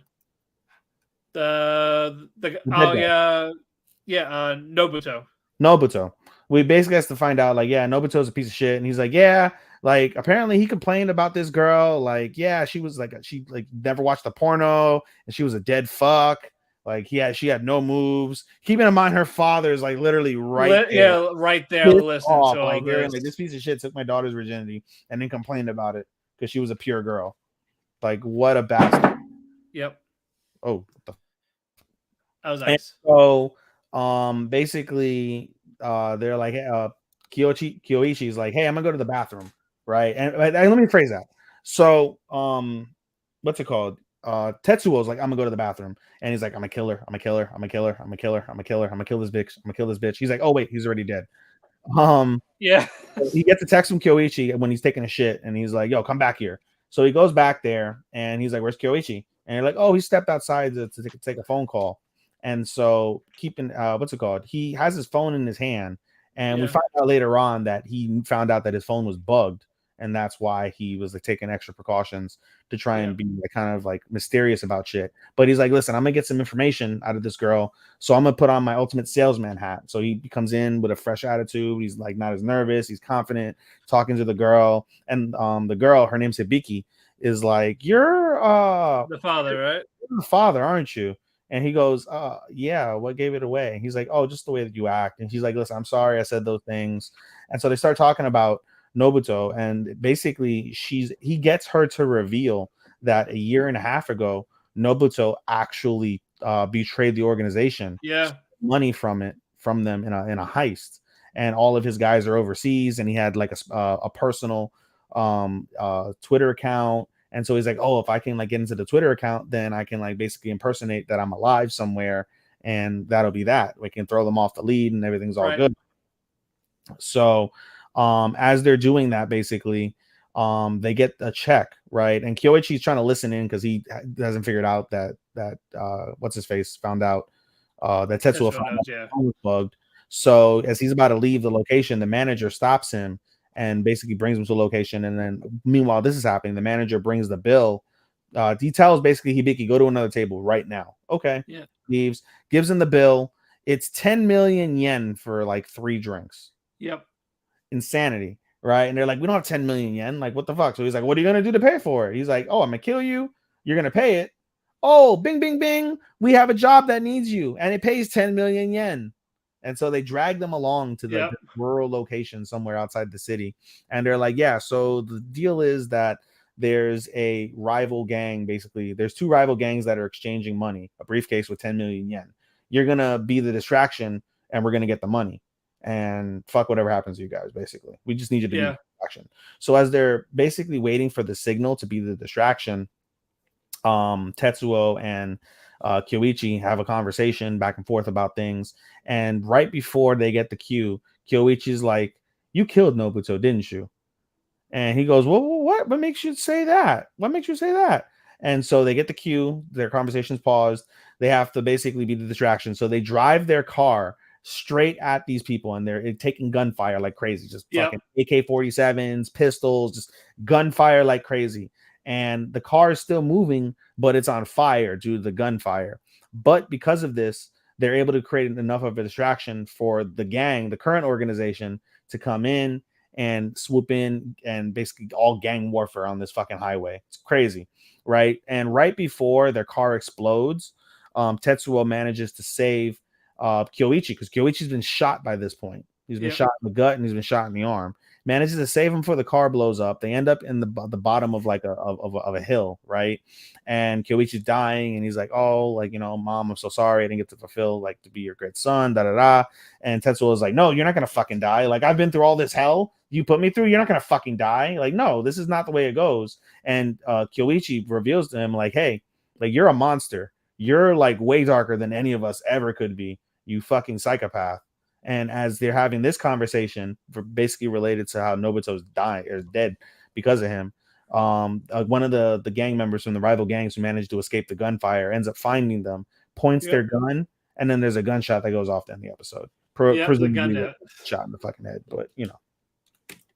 Like God. Every time I watch this show, dude, my heart's like doo-dum, doo-dum, doo-dum, doo-dum, doo-dum. Like, oh my god, the intensity, dude. Oh man, it's not my type of anime, but I'm glad I picked it up. No, it's definitely a fun one. Fun? I would not call it fun whatsoever. Well, I enjoy watching it. I can't even say I enjoy watching it, but it's enthralling. I still think it's missing something, but I literally watched this show first because I know how my heart is watching this shit. So and then I watch something like cutesy or fucking cool afterwards, so I can like get rid of like the tension. Just the tension is just so like There thick. you go. Alrighty, Insomniacs after school. I wish you would wait till later for this. You want it later? What's left? We got Megumin, Hell's Paradise, Oshinoko, Demon Slayer, Armade Events, Oh my Heavenly god, Delusion, so much. and Gundam, You broke up on what? and Clueless First Friend. I like Insomniacs way more than I like Heavenly Delusion, despite the fact I like Heavenly Delusion. Let's do Heavenly Delusion, then let's do Insomniacs. Alrighty. We'll talk about the previous episode really quick. Basically, we got a flashback of what happened to Kiriko. Mm-hmm. Like when she talked about how she was a man, because basically Baba's a girl. Oh yeah, we didn't talk about this episode because you hadn't seen it yet. Oh, we talked about it too. I was talking about 3 and 4.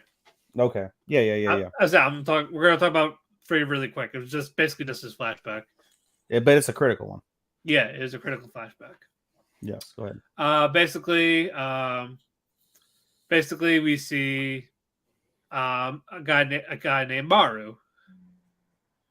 It's like before these aliens or whatever they are, before they took over. Mm-hmm. Actually, no, like they were basically. It wasn't as drastic. Like they were like away, they're sleeping somewhere, type of thing. Mm-hmm. Mm-hmm. And we see Maru like street performing. You would say he was doing something in the streets, and he had a crowd. Don't recall. Well, he's doing something. He had an audience. And we see Kuriko and Maru. We find out that they're... wrong person. Not Maru. Go, man. What was the kid's name?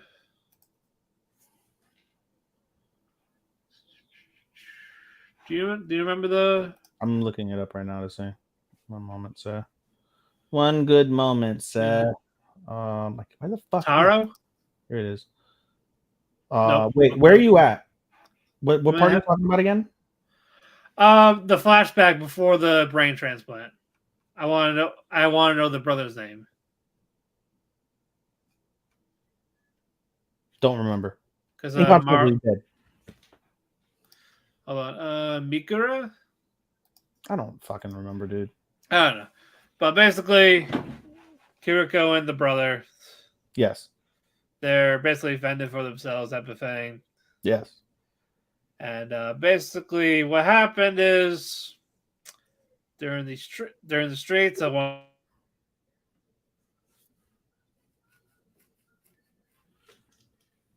Did you freeze? Yeah, he froze. Son of a bitch. What? Oh, there you go. I didn't hear anything you said, dude. You froze and you were silent. Oh, weird. Okay. I was literally about to type to Sean, like, oh, Matt froze again. No, I didn't hear you anything either. But yeah, the boy's name is Haruki. Haruki. Okay. Yes. Basically, there was a monster attack, and he got bitten in half. But we don't see this yet. He got 8 in half. Yeah. Kiriko starts Georgia sees kills it, sees the brother, and he's dead. No, I don't think she killed it. I think she incapacitated it. Sorry. But still, like she got to the brother and he's dead. Yep. And she's crying, and we hear a gunshot. Yep. And basically, then we see an operation happening. Yep. Kiriko's body wakes up, and we find out it's basically they basically operation, the sensei who she's been looking for this whole time, put Hiriko's brain inside of Kiriko's body. Yeah, because again, shot in the head. So Kiriko officially is dead. Hiriko is officially alive, but Hiriko is now a woman. Well, That's gotta be insane. Yeah, and when I saw that, I was like, God damn. I told you, dude. I remember telling you. I was like, dude, wait till you see this shit. Yes. It's fucking wicked. It's a little creepy though, because like he talks about in the flashback about how he had to get used to it, like it was surreal, like having a woman's body, and like there's a part where he's thinking about her sister, and he's touching her. He's touching herself. Yeah. She's touching herself while thinking about the sister, while she's him. Yeah. It's weird fucking shit. Like It that's is weird. super weird. But regardless, eventually he gets used to it. And so Yeah, that's why. then we're back to flashing forward back on the boat, and there's a man eater outside. Man eater fish, and that's how that episode ends. And then we get to Now we're on the current episode. This Yeah. one focuses a little bit more on the school a bit. Yes, creepy. Yeah, we follow Tokyo. I believe that's Yes. her name. Yes, his name is Tokyo. And who's the girl she was talking to? That was that energetic girl. Cuckoo. Cuckoo. Cuckoo. Makes sense. Yeah, but say, hey, you want to go see the babies? It's like, Pocket what? Friends? Yeah, so she's like jumps up those like American Ninja up on top. Right. And say, hey, come on, like, how am I supposed to do that? So she fucking Tokyo uses the garbage bot to make it like go up. Yeah. You know what Cuckoo reminds me of? She reminds me a little bit of Froggy. Sue? Floppy. Yeah, Sue. Yeah. A little bit. But they get up, they see the babies. And they're basically baby man eaters. Yep. And it's like, holy shit. And as you see the babies, an alarm goes off. Yep. Because the camera's calm because the cameras are catching everyone. No, the camera never caught them. It was a random right. intruder. It was a random intruder that happened simultaneously. So they're freaking the fuck out. Cuckoo basically is like, come on. But he doesn't have the super like jumping abilities or powers that Cuckoo has.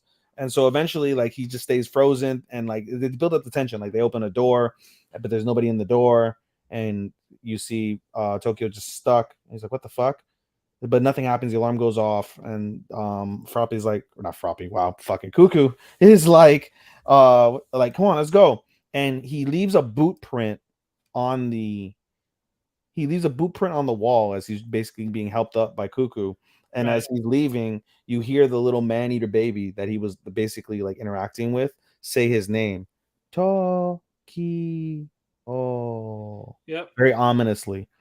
And that's where that flashback basically ends for the most part. They have like a little thing with the director there talking to like an AI system about the intruders, but nothing at the moment comes out of that. And piece. And Tokyo visits her terminally ill friend Taro.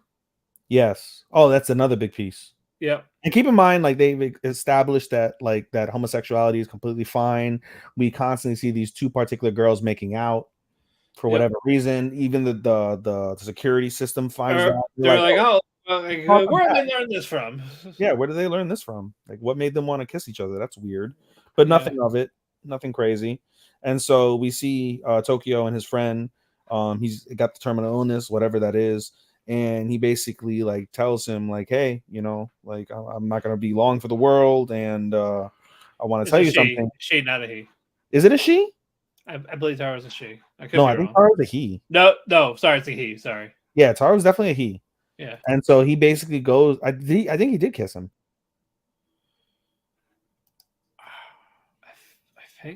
I think he kissed him, or he got like really close to kissing. Like their lips were like yay close to each other. And Tokyo freaks the fuck out, and he's like, "Fuck this!" Runs away. Like nope, like I think no, I'm gonna get sick, type of thing. Yeah, no, and they definitely established it because he said he wanted the boy to. He said he wanted the boy to touch him, the older boy, right? I think he said the older boy, or was it the other girl? No, he wanted. No, she wanted that boy. Momoko? No. Wrong person. Momoka is I think that was the mother that died. Yeah. Fun fact: Momoka is also actually the childhood friend in in Galaxy Next Door. Oh, okay, good. Fun fact, but that's unrelated to this.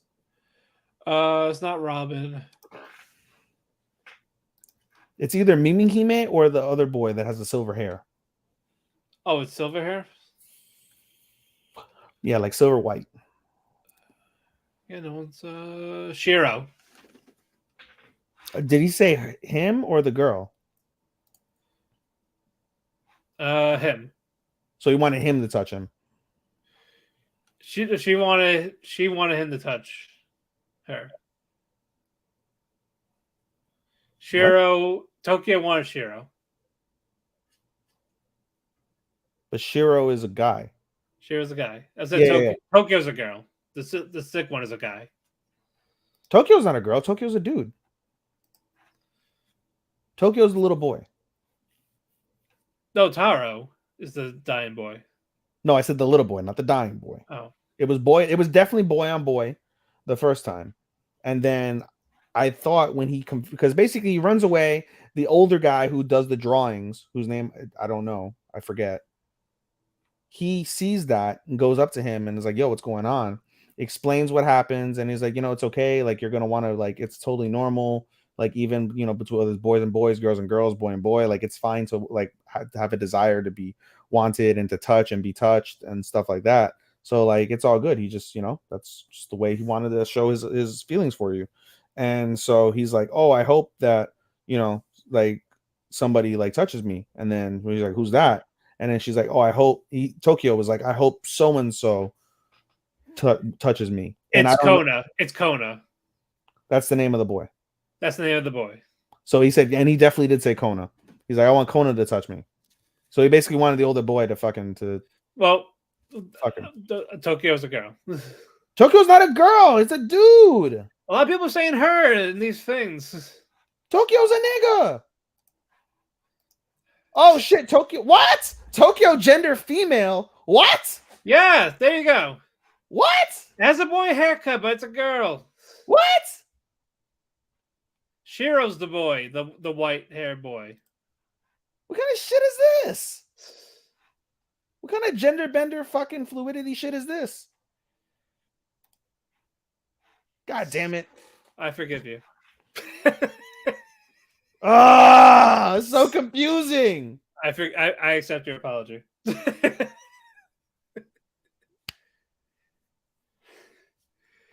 Yeah, she wants him to touch her. She wants Kona to touch him. It makes more sense. I thought it was boy on boy. No. They just all wear the same uniform and almost have the same haircut. She doesn't even have tits. Women can be flat chested, Jesus Christ. You would think you'd see some sort of fucking mosquito bump. They probably wear bulky shirts. I don't say. Dude. Confused. Brain. Yeah. So, anyway, Tokyo. She sees her dying friend one more time. Yes. And Taro tells her to leave. This is a dangerous place. Yes. They're not what you think. End flashback. Back to the man-eater. Yeah, now we get to back to the man-eater. Maru and Kiriko, they see it. They have no more bullets. Yeah, because Kiriko shoots the man-eater directly in the head with her final bullet, but because it's like gelatin type of body, it just absorbs. So basically, they have a plan. They have to get it in a closed chamber. Yep, and get it out the wall. Yeah, so they go to like the pantry cargo area at the bottom of the ship. And we come to find out that it's not just fruits that are down there. Weed. It's a bunch of weed. Yeah, and basically she wanted to lure it down there so the marijuana could absorb the water. Yeah. To dry up, and it'll kill it like that. And it did. And apparently, what's his dick? Maru has some sort of special ability where, like, if he touches a man-eater, it like just burns and dies. Yeah. So that's interesting. It is very interesting. It's so so many mystery parts to this that make it intriguing. Yeah. Anyway, it's dead. They get off the boat. And before they depart, she asks, like, "Oh yeah, do you recognize this symbol?" Mm-hmm. And one of the guys did. Yeah, and you're gonna And basically find it in like a fucking like rundown like restaurant or not restaurant, but like supermarket or something. yeah, so basically, follow the road down, and you'll And see it. they find a little bit of food, but it's just a rundown supermarket, nothing to be Yeah, had. Really. But they spend the night there. They have some food. They relax a little bit, and so definitely, definitely interesting stuff going on. yeah, there's so many pieces that are yet to be had, and it's going to be Right. interesting to see how those pieces develop. And there's two stories. There's two different stories basically that are being told. Yeah, the school and this. Yeah. So I wonder what the school has to do with this. We'll find out, because I know one of them would keep drawing them, Right. Right. and we see them basically come to life. Wonder what other gender fluidity madness we're gonna see today in that episode or this season in that episode in those episodes. We'll see. We got a few more. Waiting for the trans person next or the trap. Is Kiriko a trap? No, Kiriko's not a trap. Kiriko has a vagina. Yeah, it's again a brand body. It's very interesting how like at the very first episode when she's with Maru and Maru like opens the door while she's peeing. She's like, "You're not supposed to look." Yes, yeah, Like, you would that think, like, and trying to kiss himself in the mirrors. yeah. And then she's like, "Oh, I wasn't doing that." No, what do you mean? Yeah. Gotta be wild. I can't imagine just waking up just having a vagina. What's the first thing you're doing if you woke up with a vagina, Matt? Oh my god. I would have so many questions. Yeah. You have so many questions, not so many actions, so many questions. Yes. That's a good. You should ask Bash. What if you guys switch bodies? Found out you woke up one day and you guys switch bodies. Maybe tomorrow. All right, now Insomniac's at school. Yes, now my baby. Oh god. Yeah, we have an astronomy club again. Yay! So basically, now it's to figure out what does one do. In an astronomy club, and they Yeah. basically go through the archive, the internal school archives, and all they see is pictures, basically, and there's nothing really to be had. So they're like, "Hey, there's a senpai." Well, the senpai, Kurashiki says about, "Oh yeah, you should meet one of the alumni, Yeah. Yui." Yeah, Yui. So they travel hours to some backwater town in the countryside, and they go to they end up getting lost Arcade. first. They end up getting lost first. Eventually, they find the location. They open the door, and it's an arcade. And they're like, "What the fuck is this?" And so Yui didn't recognize them at first, and they're like, "Hey, this is an adult arcade. You shouldn't be here." Like, Yeah, "Oh wait, because you like guys it's a school. No, because basically it's school for you guys. So yeah." So they're like, "Wait, you guys are from like so and so high?" I forget the name. and then we see that. So you're the people that senpai talked about. All right, follow me. So they leave the arcade, they go to like a trailer, like basically in the same lot, and that's basically where Yui lives. She makes food for them and herself, and then she starts answering questions basically, and we find out basically that in her spare time, she's like a freelance photographer, and she's got a lot of like astronomy like type of pictures, and she's won awards for them and such.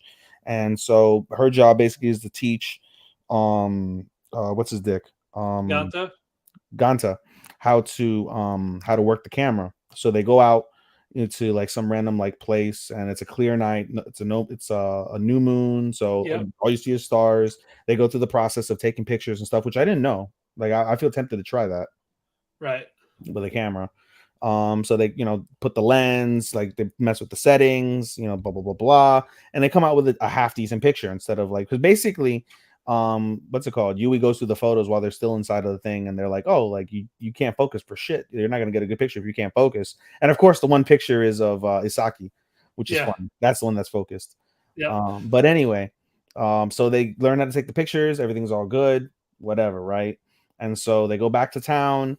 And one of the things that was discussed before they went out there was like, hey, now that you're part of a club, you're gonna have to take part in the annual club meeting in September. And keep in mind, this is like February, March at this stage. And they're like, oh, what happens there at the annual meeting? And they're like, well, you have to present basically a year a year's worth of work, and basically you have to tell the group Basically what to you're get a gonna use budget. money for. Yeah, to get a budget, and then you get allocated the funds the following March. So then that's when they find out, like, what do you do? And they went through this whole process. Anyway, so the sensei basically elects Ganta as the club president because Asaki Yep. has 2 clubs, so she can't be club president with 2 clubs. So Ganta does what he can, with all the stuff, and he starts brainstorming ideas. Eventually, I think it's like the next day or a couple days later, Yui joins them in the club room, and basically like all of them brainstorm together, like, what are the plans. So they've come up with 2 plans. The first plan is they're going to have a meteor shower viewing party at the school in August. Right. And then that May, again, it's like February, March. In May, there's a astronomy photography type of contest. And if you score a prize, that'll basically give the school notoriety, and that'll basically set that you're going to get some money of some capacity if you win a prize Right. for your photography work. And so basically those are the 2 projects that are there. Eventually Senpai submits or not Senpai, Ganta submits the work and all the projects and plans to the sensei. Like, yep, that looks good, no problem. And the sensei is like, hey, have you been sleeping? And he goes, yeah, I've been sleeping a little bit more, not at home though, just in the club room when we have time. Right. And she's like, and she makes a poignant point. She's like, I think it's fate that you guys, were drawn to the astronomy club based off of like your personal issues, basically, that you guys have.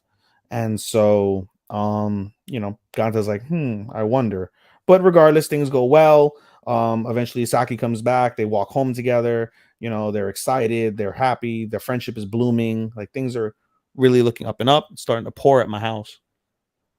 It's absolutely pouring right now in my house. Good thing I have fiber. Unlike you, that has a fucking random satellite that a bear can eat. Yep. But in any case, so that's basically more or less the end of them for the rest of the series. Meanwhile, while they're having all this on their side of town, we see Yui basically making pancake batter, and she's gonna basically go out. And her cat, by the way, her cat's adorable. Love her cat. Yes. This is the thing about cats that are adorable this season. Yes, I agree. Yeah. So anyway, so the cat is there and is like, no, meow, I want to go with you. So she puts him in the cat backpack, and she has a little cat leash, and they go up to like this abandoned shrine in town that overlooks the night sky. And at this point, like, again, it's a lighter moon, but not anything major. So she basically fucks with her settings on her camera, puts her lens on, and she has it on the timer. And like every minute or 30 seconds, it's taking a picture. Click, click, click, click, click. Yep. While this is happening, she basically brings out a portable fryer, puts the pancake batter, so her dinner is pancakes, and feeds the cat, brings some cat food, brings portable litter, like a portable litter box for the cat. Cat's chilling, and then her timer goes off, ring, ring, ring, and she goes over to the camera, and she sees like, wow, she's got some really pretty pictures of the night sky. And so she's debating because it's already like 1:50 in the morning over there. Basically, like, I don't want to wake them up. She's like, I want to show them, what a good picture looks like, but I don't want to wake them up. Da da da da. And so her cat instinctively pushes her thumb where the send button is. So she sends the picture, and Ganta and Isaki read it immediately. And they start having a conversation. They love it. Like, it's so beautiful. Like, and she's like, go to bed. Basically, but the 3 of them end up having a nice conversation, and that's how the episode ends. So that was really good. I love this show. It's a really good show. I love it, and the best part, or the worst part, depending on how you want to look at it, is it may not even make my top 5. Yeah, that's an issue. Oh, fucking nuts! Well, yeah, for a lot of these, yeah. This is like, between this and Tony Kawa, it's the best rom-com, and like they may not make either of them may not make the top 5. I know. Fuck. Crazy. That's gonna be the shittiest. Personally, for us, it'll be shitty, but that's the quality. There's quality this season, which is tremendous. Exactly. Absolutely tremendous. All right, moving on. My Clueless First Friend. The best episode that they've done this series by fucking. Yeah, I really like this. I got a little emotional. It truly, dude, it truly made me miss my grandmother. Yeah, basically, No. it's about Nishimura and her dad. They're visiting grandma in the Yep. summer. And She invited Takada. no, she didn't invite them. What she did was she wanted either Takada or what's his dick? Hino. Hino to look after the cat. Hino's Oh, like, that's right. That's right. And they yeah, couldn't. Hino's like, I can't, my facility doesn't allow cats. And Takada's like, hey, I'm gonna be, with some old friends visiting them out of town. Okay, is what it is. So they bring the cat So along, they bring a cage, and whatever. So they build and the then the cage. father's like, "So, Arthur, make sure it doesn't get lost." No, make sure you take good care of it. Not that it doesn't get Yeah, lost. Make sure you basically, take good like, care of it. don't bother grandma with it. Yeah. So grandma's so nice. She was so Yes. kind. I loved her. And we see that what's her face? That Akane Nishimura, she was supposed to have some cousins come over, but the cousins rather stayed at home, play with their friends. So she was by herself. She was feeling a little bored. And the grandma's very honest. She's like, it's okay. Like, are you bored? Like, no, I love you, grandma. Like, I love being with you. That Like, stole my oh, heart. it's okay. Stole Like, my heart. And like, it's you're okay. Like, you made friends. Like, that's the first question when she arrives. Like, how's school? And she's like, I made a friend. Like, oh yeah, it's a precious friend. Whatever, yeah, nice thing. So as they're having this conversation, she looks back at the kitty, and the kitty's gone yep. because her father built the fucking cage It really tore shittily. up the corner. Yep. Yep, because he didn't build it right. So everyone's like, Kuro, Kuro, Kuro, Kuro, Kuro, trying to find it, trying to find it, trying to find it. Everybody's trying to And find it. Nishimura started to get upset. And then a boy comes and brings the cat. Yep, Takada. Takada, he brought the cat back, and he's like, "Whoa, And whoa, whoa!" And Nishimura's like, "Whoa, what, yep, Nishimura?" And then the grandma's like, "Oh, Takade-kun, yeah, Oba-san." They're like, "Wait, how do you guys know each other?" Like, "Oh, Takada used to be one of the boys that lived in the neighborhood until he moved last year.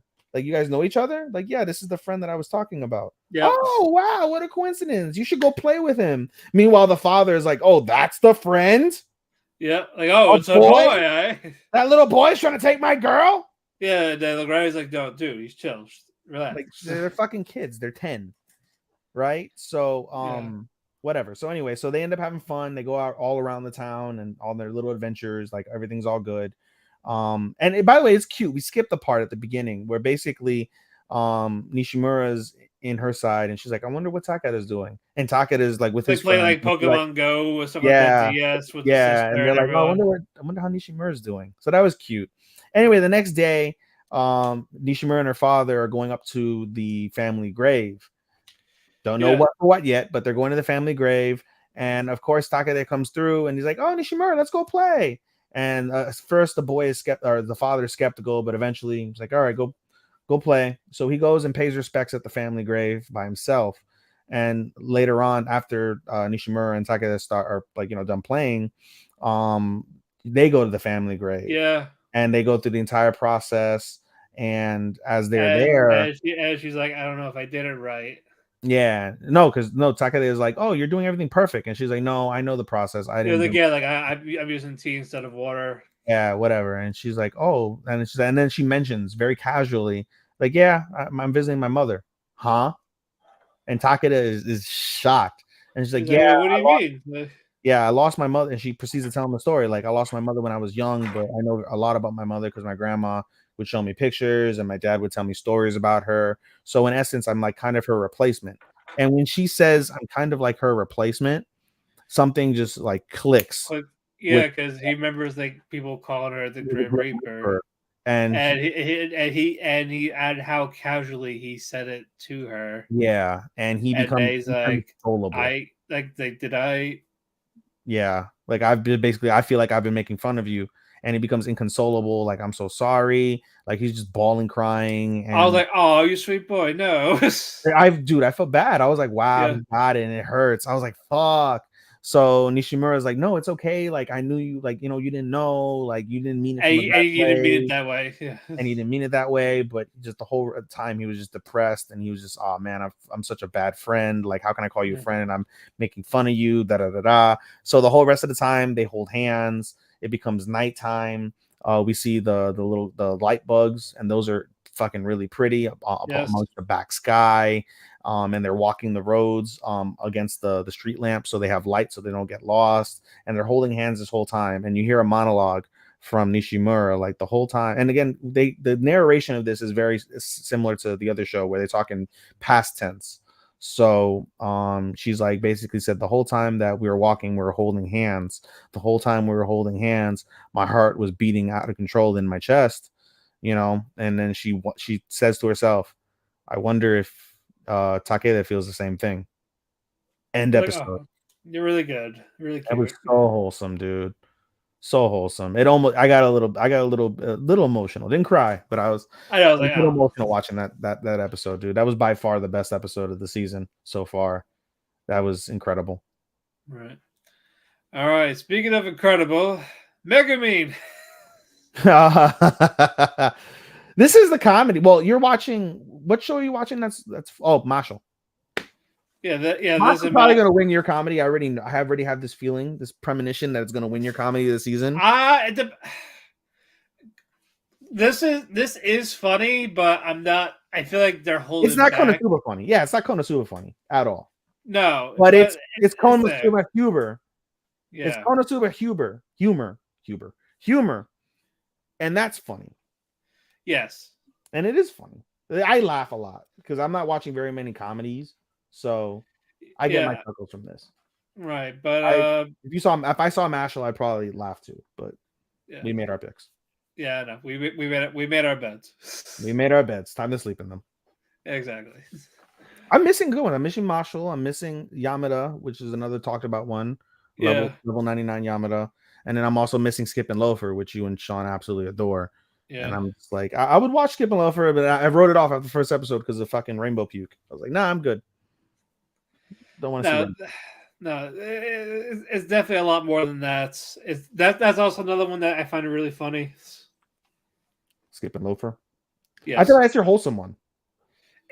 It definitely is, but there's definitely humor. I got me and Bass laughed a couple of times, so there's definitely some humor there. But I get it is more of a drama though. But sure, it's just shoujo, right?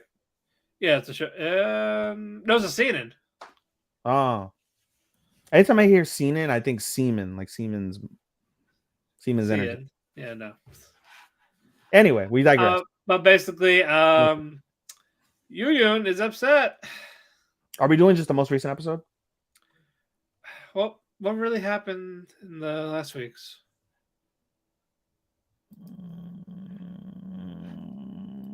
The fact that I'm taking this long. This is pretty bad. Yeah, so was this?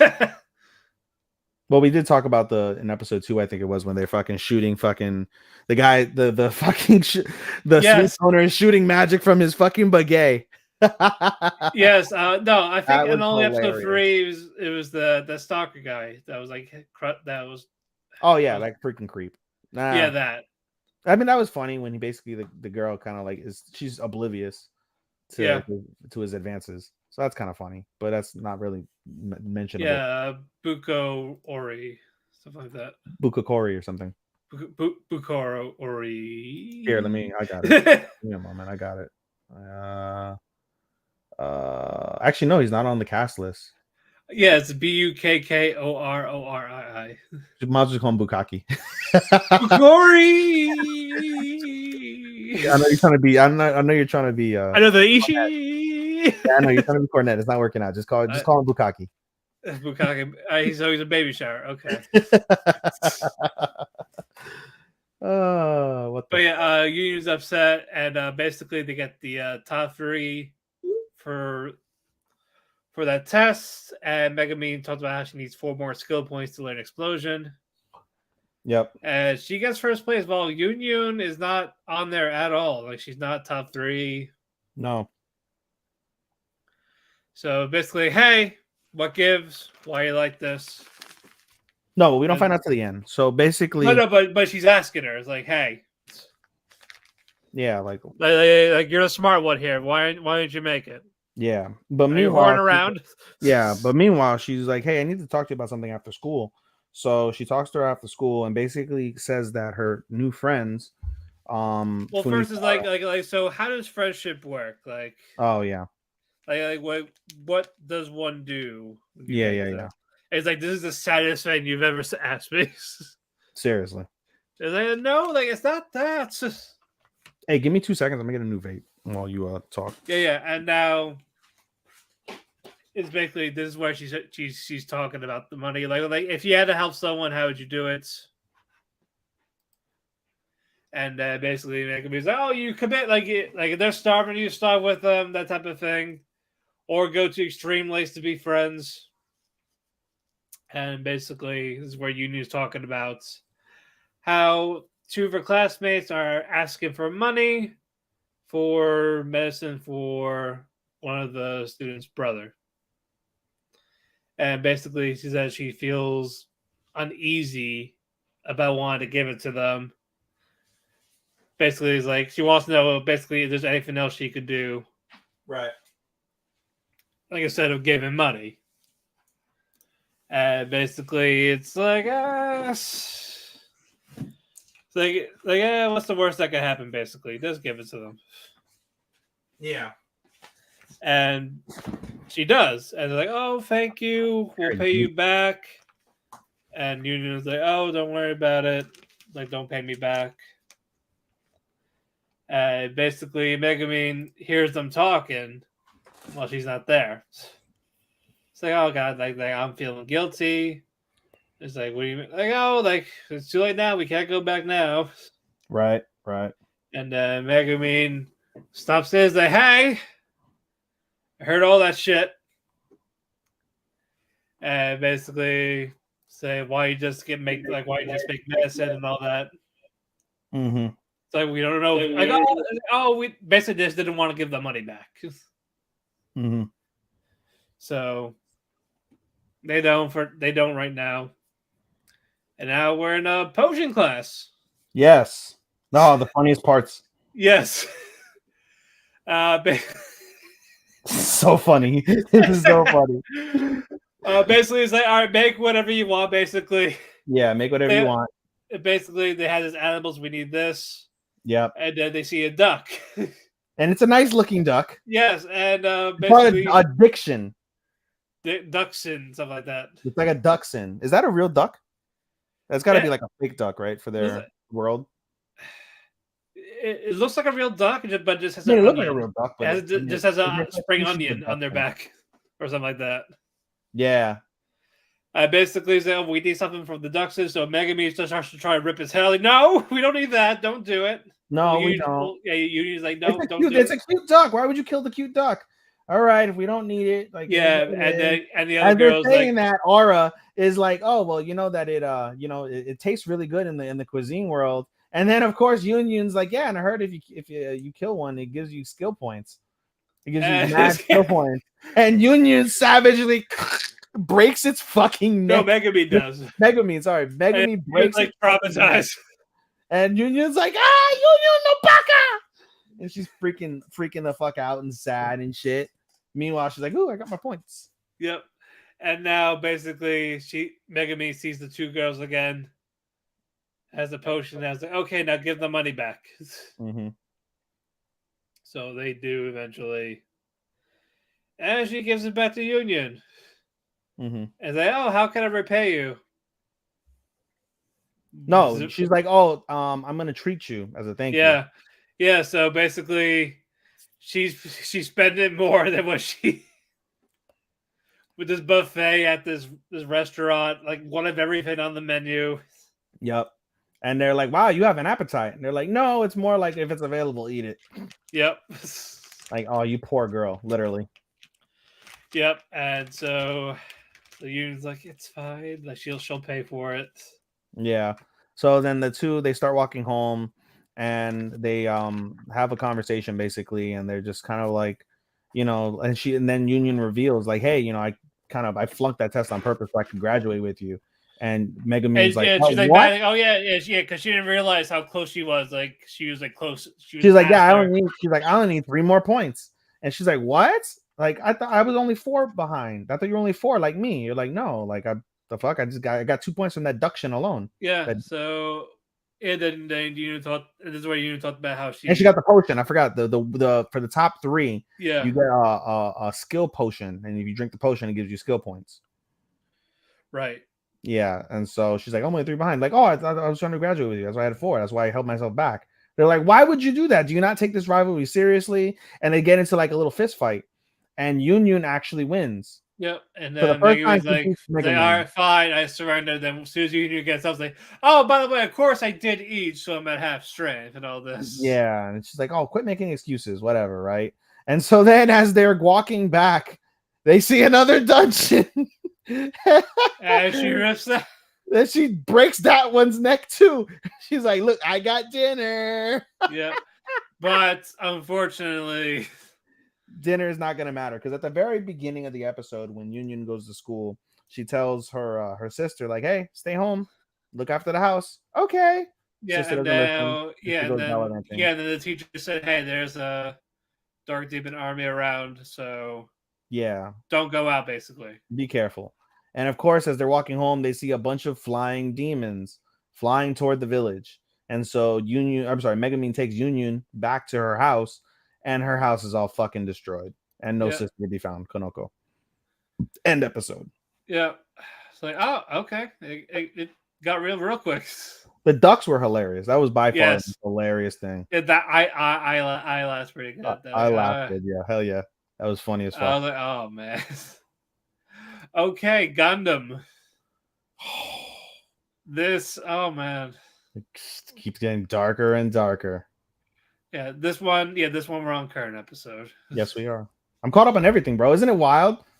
This first time in a while. This season, I I'm caught know. up. Well, we will do Thursdays if we're all caught up together, but if not, then We'll do original Fridays. basically. This is more focused on Gale this time around. Mostly, yeah, on Guel. The episode starts off though with Shadiq and his father. Right. And basically Shadiq is basically telling his father, like, hey, you know, I wanna basically like, oh, Earth is like a battlefield, right? And the whole purpose of getting rid of the Gundams is so we can monopolize like war in essence, right? Where we can distribute stuff. And it's like, well, I want to give the people resources back so we don't have to basically use them for war.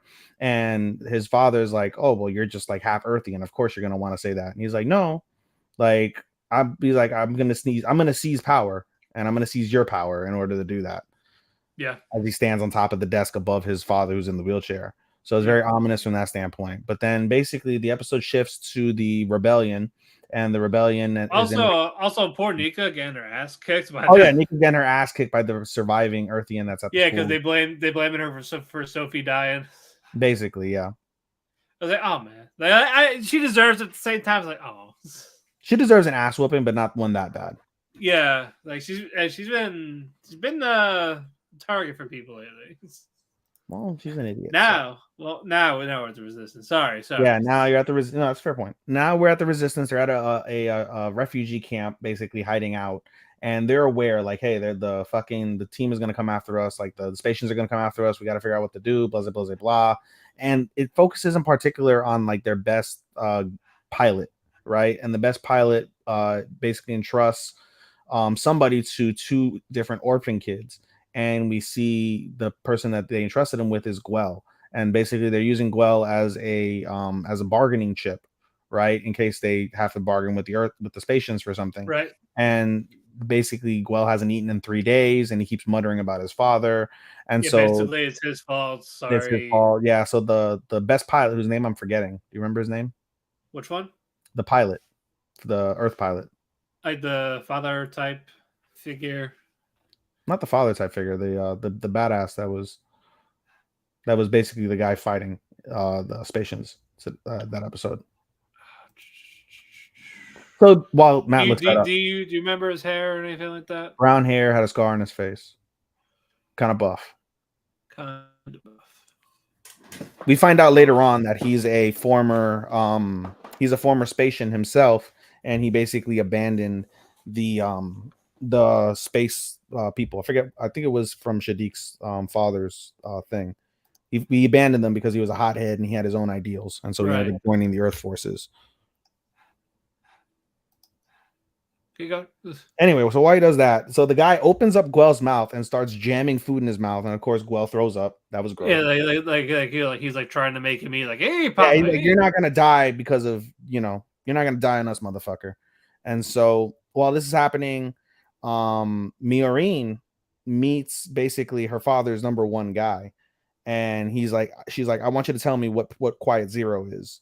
And so they proceed to have a conversation that Quiet Zero is basically her mother's like dream, and it has to do with basically using Gundams to basically make sure that there's no Alcott. That was the guy's name. yeah, Alcott. Yeah. Occult. Not occult, but Occult. Something similar to Walcott, but it's just without the W. Right. Occult.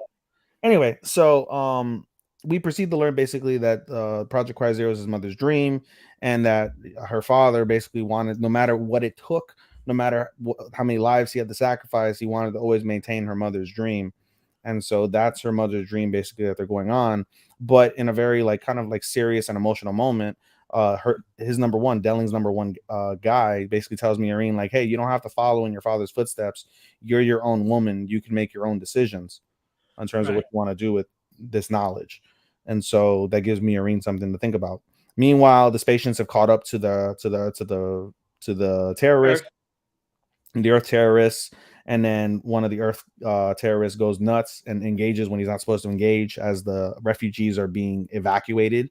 And so all out battle happens, and the guy, the Spatians shoot a bunch of missiles, and the missiles end up hitting the school where they were holding Guel. And so the two little boys were there. They were supposed to have been escaped, but they were basically there to like confront Guel. Like, why is it that you survived? Like, you didn't bring, my father's the one who died out there, but you piece of shit, you survived, whatever. And then as Alcott's there, like Alcott's like, yo, you gotta get the fuck out. Like, yo, get the fuck out, go to the thing. Missiles hit the school, and one of the girls is gravely injured. The other boy is okay, and then Alcott ends up having a flashback of this moment, and he sees basically when his family died in a similar fashion. And so he tells the little boy, like, get the fuck out of here. Like, I'm going to go engage. And he goes to the little girl, and the little girl's like semi-unconscious, bleeding out. And he's like, there's no hope for her. Let's just leave. So he leaves the girl. Meanwhile, Guel, he doesn't care about Guel. He leaves Guel there. Guel wakes up and takes the little girl. And he's trying to find he's like, I hear buses, like I hear shuttles. Like, I'm trying to save this little girl, And the little girl is like, well, why are you trying to save me? And he's just, he's like, I feel like this is something I have to do, basically is what he says. He says something else, but in effect, that's his idea. So as he's trying to save this little girl, the battle's ongoing. And then a hit battle suit falls before him. He opens the cockpit, and the pilot's dead as fuck, like mangled shit. Guel throws up again from the side of the mangled body, but eventually composes himself and gets in the fighter jet, in the cockpit of the fighter. He's trying to save her. And while this is happening, again, the battle's going. Eventually, Alcott wins the battle. For the most part, he wins the battle. And he hears Guel on the intercom, and they're thinking like, oh, it's this guy, but again, he's dead. And Guel's like, I couldn't save her, meaning the little girl. And so at the end, when everybody, the last refugees, they escape, and Guel basically gets out the cockpit and buries the little girl like near the location. And Alcott is like, he's like, do whatever you want. Like, I don't care. Right. Just whatever. He asked time off from the head of the terrorists. And he's like, just, do what you want. Like, I don't like, he's like, oh, just give me. They basically talk about how he never wants to lose again. Yeah. And he's like, can you at least tell me how to get the permit score so I can get off of this planet? And so assumingly Alcott gives him the permit score. Yeah. So he can get off the planet within the suit. Very nice episode. Yes, indeed. Very, very solid episode. Minus the throwing up. Hate it. But it makes sense in the grand scheme of things. Right. So, but no, I'm glad it's picking up like this. There's been not a single bad episode at all so far in this season 2. Not a single bad episode. It's been great. Yep. I like that it's more business than politics this time around. So yeah, more things are being revealed, more dark secrets. Things are all like rapidly unfolding. 100%. All right, moving on. We got 4 more. All right. Demon Slayer. Solid episode. Picked up where we left off. Basically, the mechanical doll is busted. and they see an old sword from 300 years ago. And basically, Tanjiro looks at it and is like, "Oh, what do I do?" And Kotetsu, it's like, "Hey, you should play with it. It's a cool. Like, open up. That's yours. You got it. You broke it, so it's yours fair and square." They open the sword and it's rusted. Yep, can't really do anything with it. And out of the forest comes the name I can't pronounce. I'm gonna call him by his first name, Hotaru. Hotaru. Or Haganezuka. Okay. Hotaru. Yeah. Yes. Oh yeah, Tanjiro's blacksmith comes out and he's like, "I'll take care of it," type of thing. Like yelling, like muscular, shirt off, all this. Like, what do you mean by that? Yeah. And then Kozo or Kanamori. Yeah. He gets him to calm down. He like just tickle him. He'll stop after that. So to tickle him, he collapses, and then the basically the guy is like, "Hey, so basically, this what he means is he can fix it. He can fix it. He's been training." No, but you're forgetting that, like, that part. He said, like, he's been missing because he's been training in the mountains to make you a sword that you won't break, that'll protect you, basically. And he's like, "Oh yeah," and like he gets all emotional hearing that. But in any case, Hotaru, because he told him, because he was like telling the die in the letter, like never again. Yeah. But he overheard him. We was talking to Miss Hashira. They both had to work together.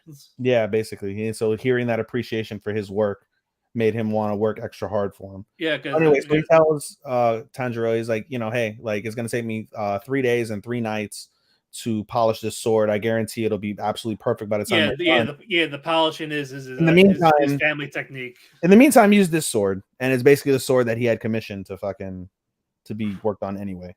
Yeah, his old sword. So he uses his old sword.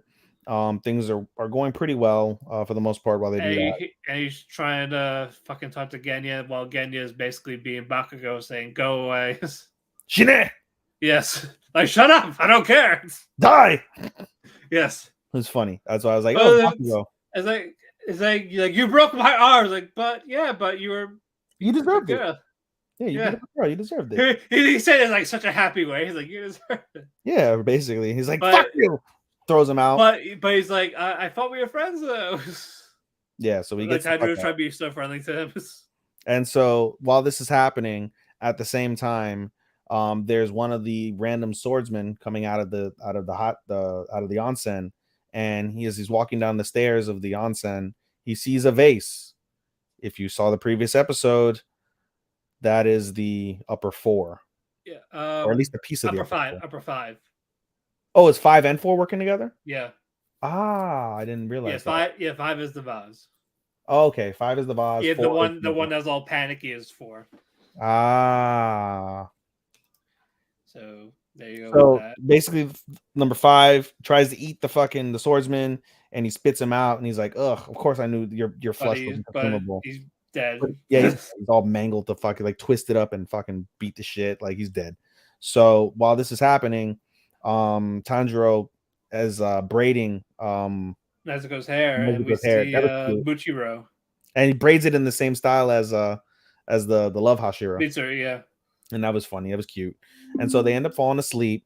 And while they're falling asleep, the Mist Hashira shows up, pinches his nose, and was like, "Oh, you didn't hear me. You didn't react to me pinching your nose." You're like, "Oh, because it wasn't done maliciously. I would have woken up if I felt malicious behavior or something around me." And he's like, "Well, I can't pinch somebody's nose maliciously. What the fuck?"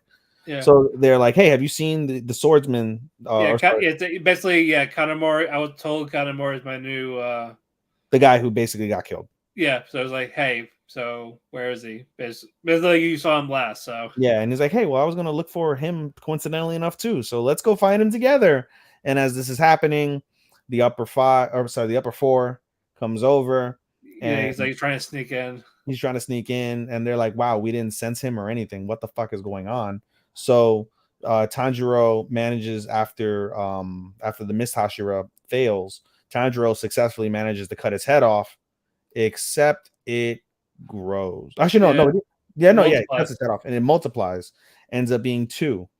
And so we find out that this guy has multiple personalities, and every time you cut its head off or you cut a piece of it off, personality goes. Basically.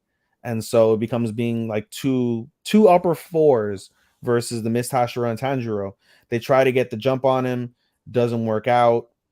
Shit is off the fucking rails, right? Nezuko tries to fucking save him, and Tanjiro tells Nezuko, like, no, don't. You're gonna turn into full demon. That's yeah, bad. we don't need that right now. Don't go full demon. Don't go full retard. Don't go full demon. Oh my god. So while that's happening, we see what's it called? They're battling back and forth. Like, it's a tough battle because, you know. Yeah, and on the other side, someone else sees the pot, Kotetsu. Yeah. And the upper 5, Kyoko, comes out of that, trying to strangle him. Oh, we forgot the part that fucking the upper 4 used some sort of like sound beam or something and blew and shoots Muchu. Yes, shoots him all the way across the fucking forest.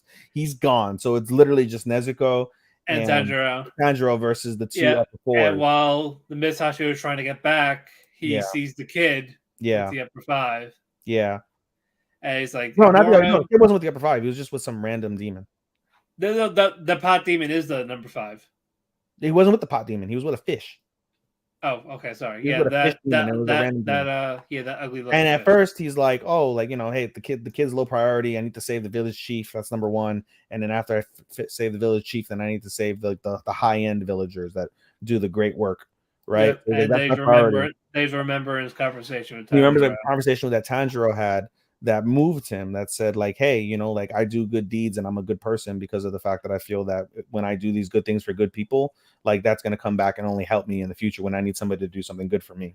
Yeah. And he remembers that and he's like, son of a bitch. But it moved him. And he goes, saves the kid, tells the kid, get the fuck out. And that's the last we see of the Mr. Ashura for now. Meanwhile, while this is happening, again, Tanjiro and Nezuko versus the two upper 4s. And the upper 4, basically, as he's gonna go for the kill, we see Genya pop up, and Genya has a Nichirin handgun. Yep.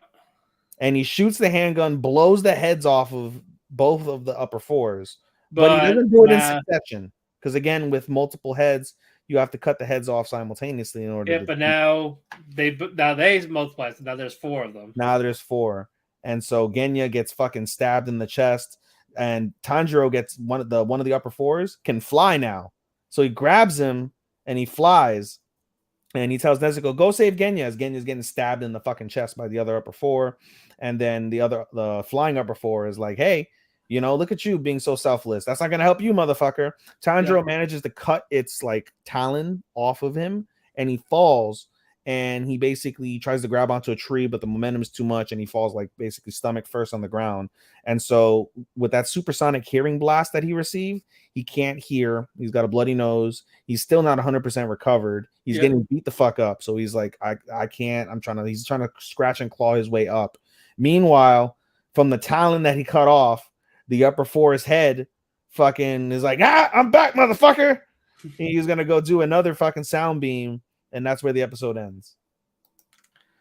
This is a solid episode. Oh, this is great. It's action from the jump. Yeah, they're not wasting any time because this arc is also short. So action from the fucking jump, bro. Yeah, that happened with last season too. It was like at the halfway point, it's like, nope, we're getting to it. Yeah. So let me ask you this: after this battle, because obviously Tanjiro's gonna win. After this battle, at this stage, is he Hashira level in terms of power level?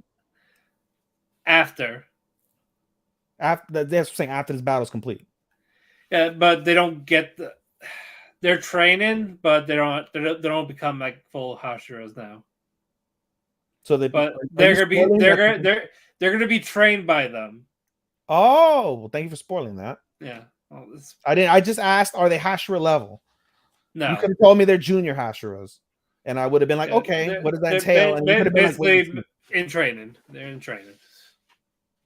I'm not gonna. I was gonna ask another spoiler question. I was gonna be like, oh, so does that mean one of the Hashiras here dies? But neither of them die. No. Okay, good. Yeah, no death again. It was just the movie one. Is this like My Hero, where it becomes like Tanjiro becomes the best Hashira ever? No. Does he become king of Hashiras? Like the leader of the Hashiras? No, okay, he just becomes a Hashira. Okay. No. gotta be so wild. Yeah, you'll see. We're gonna hit 3 hours. We got 3 shows left, so We're gonna hit 3 hours. yeah. Hell's Paradise. Weird, but cool. It is weird, but I like the action of it. I like how Lots of gore. animate it. Yeah.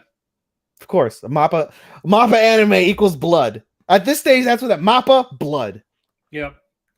Hand in hand. And we got a new chick. Yes, we do. She's fine as fuck. Yuzuriha. She's fine as fuck. Right. I would put my dick in her and let her cut my brain off afterwards. No problem. Do you remember the last episode or no? The one prior to 3 and 4. Yeah, I kind of remember 3.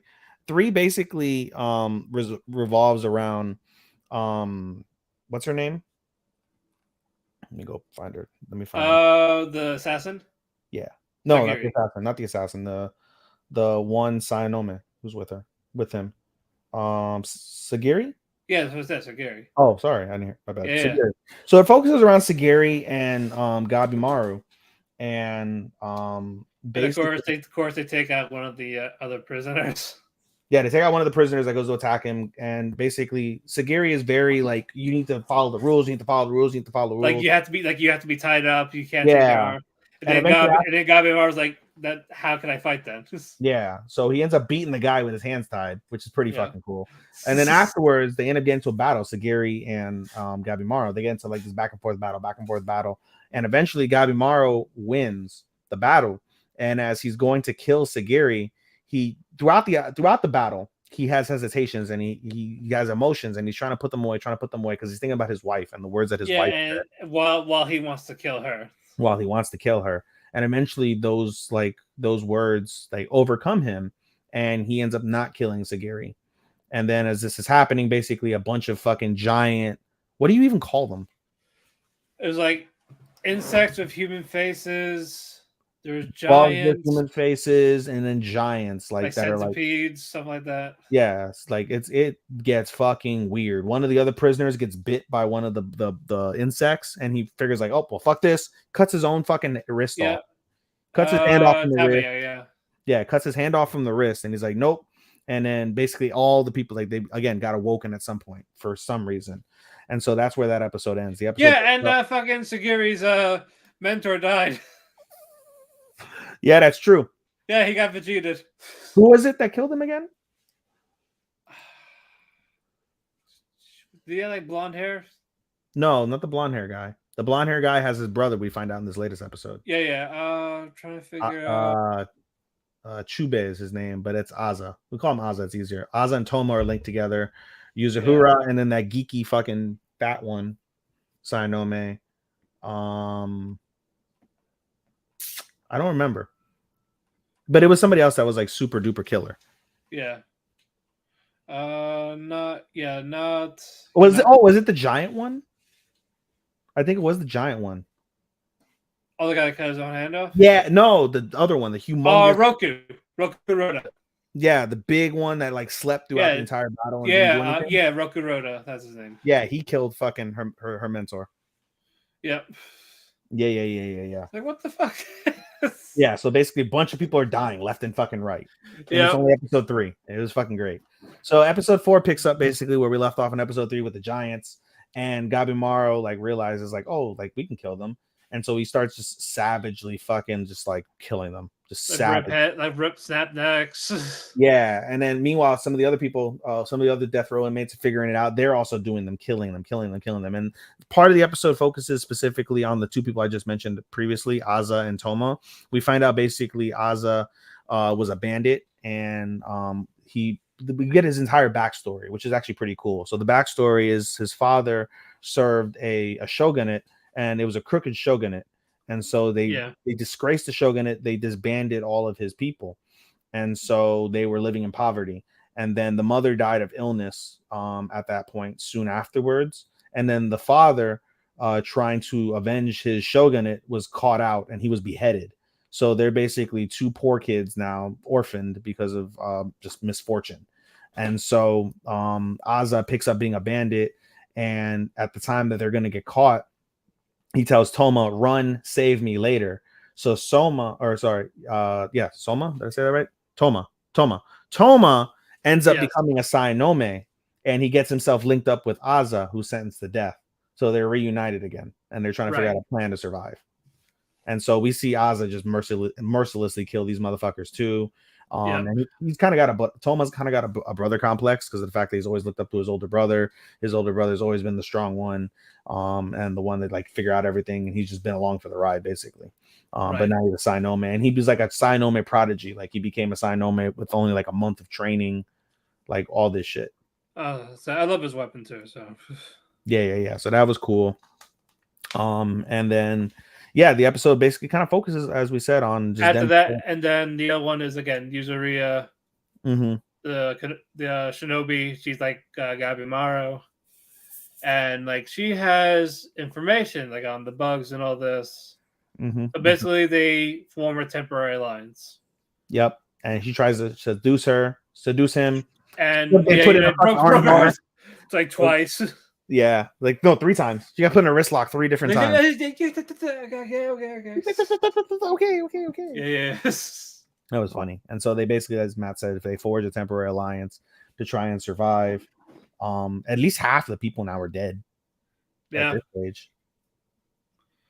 No, it's definitely crazy. I like how the characters are being introduced. Yeah, and they're giving us backstory. Oh, we forgot to mention that that Sagiri passes out for some reason. Exhaustion or some like sort of like she was like overwhelmed. She thought she was gonna die.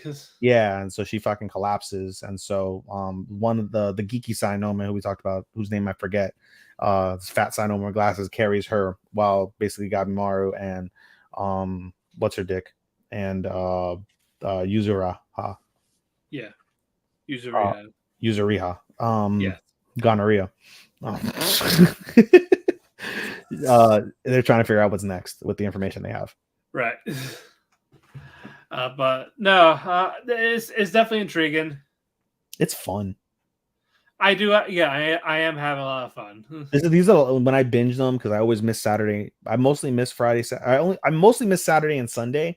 So when I go backwards to go see Saturday, I always make sure that these are the last 2 that I watch. Like these are the last 2 shows that I besides. Usually when I do my Demon Slayer and Hell's Paradise. Yeah, usually when I do my binge on Sunday, if I don't have anything else airing, I usually do Hell's Paradise. That's the last one. Yeah, I do Demon Slayer's the last one, but Hell's Paradise is my secondary. Right. Regardless, though, 1 and 2, you don't go wrong. Exactly. Co-main, Oshi no Ko. Solid again. The last 2 were really solid. Yeah, but this one, I agree with you and Starman's points that you guys like to make about the fact that each week we learn something new about the industry, the entertainment, music industry, and now modeling. There's different facets, and it's like an informative story being told while you see like the really dark, fucked up aspects of it too. Yeah, like the finding out about child actors and the shit they have to go for the comeback. When you get a adaptation, whether it's Hollywood or regular live action or anime. Yeah. And just all the changes they make, and you see how the mangakas like disappointed, all this, like all this stuff cut out. Hey, we're only using your title just to sell our guys, basically. Right. And it's like, damn, like getting all this money, and all you do is just say thanks for watching. You know, even if you don't really mean it. Yeah. Shit like that is sad. Mm-hmm. But yeah, this one definitely focuses more on Kana and Aquamarine. Because again, Kana was the childhood actor that knew Aquamarine, the one that was basically the selfish brat. Yeah. And you find out she still kind of is a brat, and she's also trying to get Aqua back into acting. It's like, oh yeah, I can give you a part. I know this guy. What's his name? The director, Kaburaki. Sorry. Yeah. I got to know him. Like, oh yeah, he helped me as a kid, but Aqua recognized the name because he was going through Ai's phones, the mom's phones. Mm-hmm. And at this like old phone that was like locked and all this, The it third took him. phone. Yeah, so you had 3 phones. You had a work phone, you had a personal phone, her current personal phone, and then a phone that she had before she got pregnant. Yep. So it took him 45,510 tries. So it's like trying to 4 put a months, I think. passcode in. 4 months, No, 4 over years. a year. No, over a year. Yeah. Oh, because it would lock every 30 seconds. Yep. Every time you missed the passcode, it would lock for 30 seconds. You think with all those tries it'll go, okay, turn off forever. You would think, but delete the information or anime. Yeah, I know. And then his name came up in it. So it's like, so basically he wants to get a DNA sample to see if he's the father, see if he's the one that put the hit on mom. Yeah. So he takes the gig, and it's for a shoujo manga that he reads. And they talk about, I will give credit to the VAs here. They poorly acted to show it's poorly acted. For the guys, they found it basically. What do you mean? No, unhand her. Yeah, so yeah, you find out the only actor in this is Kana. And I grew to like Kana a lot in this episode. I love Kana. I grew to like her a lot. That's why side note, real quick. I'm gonna sidetrack us. That shit that I posted in the Eat the Cake group, by the way. Yeah, what the fuck, guys? I didn't click the link. I just saw the picture. I knew what the picture was probably of. So I was like, okay, share, because it's funny. I didn't bother to click the link that takes you to the Twitter page. Because it's like, with it covered, he's fucking her, but you find there's more happening at the bottom. Oh, he's getting his asshole and his taint through characters time. you haven't seen yet. And meanwhile, his sister's like, huh? Yeah, I'm like, what the fuck, guys? Oh man, that was hilarious. I did not expect. We'll worry about you, dude. I was like, should I delete this? Yes. Like, fucking yes. No, but you shit. I didn't click on the link, dude. I just like, oh, this is funny picture. You can decipher what this is. Send. Yeah. And then Joshua in the group was like, I made the mistake of clicking the link. Like, oh, you son of a bitch. I gotta click the link too. Holy shit, this is wild. Anyway, so basically, Kana is explaining all this to Aqua. I'm sure so Kana's in that picture. Yeah. That's why she's explaining everything to Aqua, like why it's basically fucking terrible. There's all of this. Like they're not getting effort. And again, it's to help the guy's modeling career. So Aqua's like, fine. Like, I'll show all type of thing. You find out you only get one rehearsal. That's it. One take. Because it's in this shitty building, bad timing, not enough money for it. Basically, you gotta make do with what we got.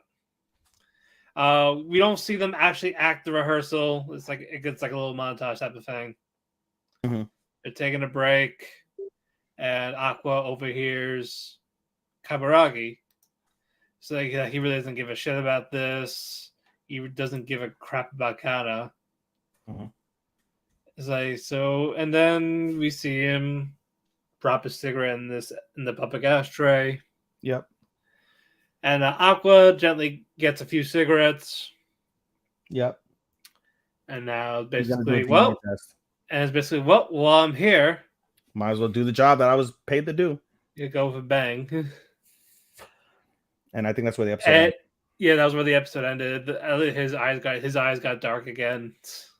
I like that distinguishment where it's like when he's chill, it's white. When he's like thinking dark thoughts, yeah, they're dark. Yeah, that star turns black. Yeah, but this is definitely an opportunity. This was definitely an episode. As much as it gave us like some sort of story development, it was more 100% an episode to develop Kana as not like the cunty child that we saw her in the prologue. Yeah. Definitely like she. Oh man, I really like Kana now. She's a really, when it boils down to it, like she's kind-hearted. I totally see them getting together. If they go that route of shipping. Oh yeah, I ship them. Yeah, I ship them too. Yeah, and then I'm sure we'll get a Ruby focused episode next week. I wonder if Ruby gets shipped. I mean, we already got the obsessive brother, so that probably won't work out. Like, no, you're gonna be a virgin forever. Yeah, so we'll It see wouldn't what shock me. happens. Knowing how dark this, I haven't read the manga, so I knowing don't how have it either. Yeah. knowing how dark this is, I feel like around like her 16th birthday, she's gonna get herself in like a sexual situation that her brother's gonna save her from. Yeah. Probably, yeah. Or someone doing some type of grooming type of. Some shit, yeah. I mean, that's his whole thing And in the first place. He's like, I don't want him to go to some like shitty management or some pervert. yeah, and I Not- don't want. Yeah, I don't want to be like how mom was. Yeah. Oh, somebody liked my tweet on Dax's thing. He posted a thing of the match, and so I wrote on the thing. I was like, I love the match. The crowd disappointed the hell out of me, to be honest. Yeah, Somebody liked my tweet. good. Yeah, it's Fort Lauderdale. Never go back. They're They that should bad, never huh? go back. They should never go back. Well, yeah, Florida has too much wrestling, so of course they're like, yeah. I mean, Orlando's always a great spot, but the thing is, freaking because WWE's here. Yeah, and they practically give their shit away. Yeah, you just have to sign up. Free wrestling, yeah. You just gotta sign up and just go. Exactly. You ready for the main event? Yes, sir. Let's do it. Dr. Stone. New This World. show is on fire. Yeah, much better than season 2. This show is on fucking fire. This is like, I understand why it's top 5 on Mal. Yeah, oh, yeah, we're going to talk about 2 episodes because we did see today's. Yes. So, basically, the search, for the beginning of episode 3, the search for oil continues. Yes. And basically, they need a boar. Well, first, Francois needs it. Want it for cooking, because again, they want to make a restaurant for Francois. Yeah. Thanks to the greediest man on earth, as he tells us 5 times in the episode. But I do like him though. But he's not bad. He's not the worst character.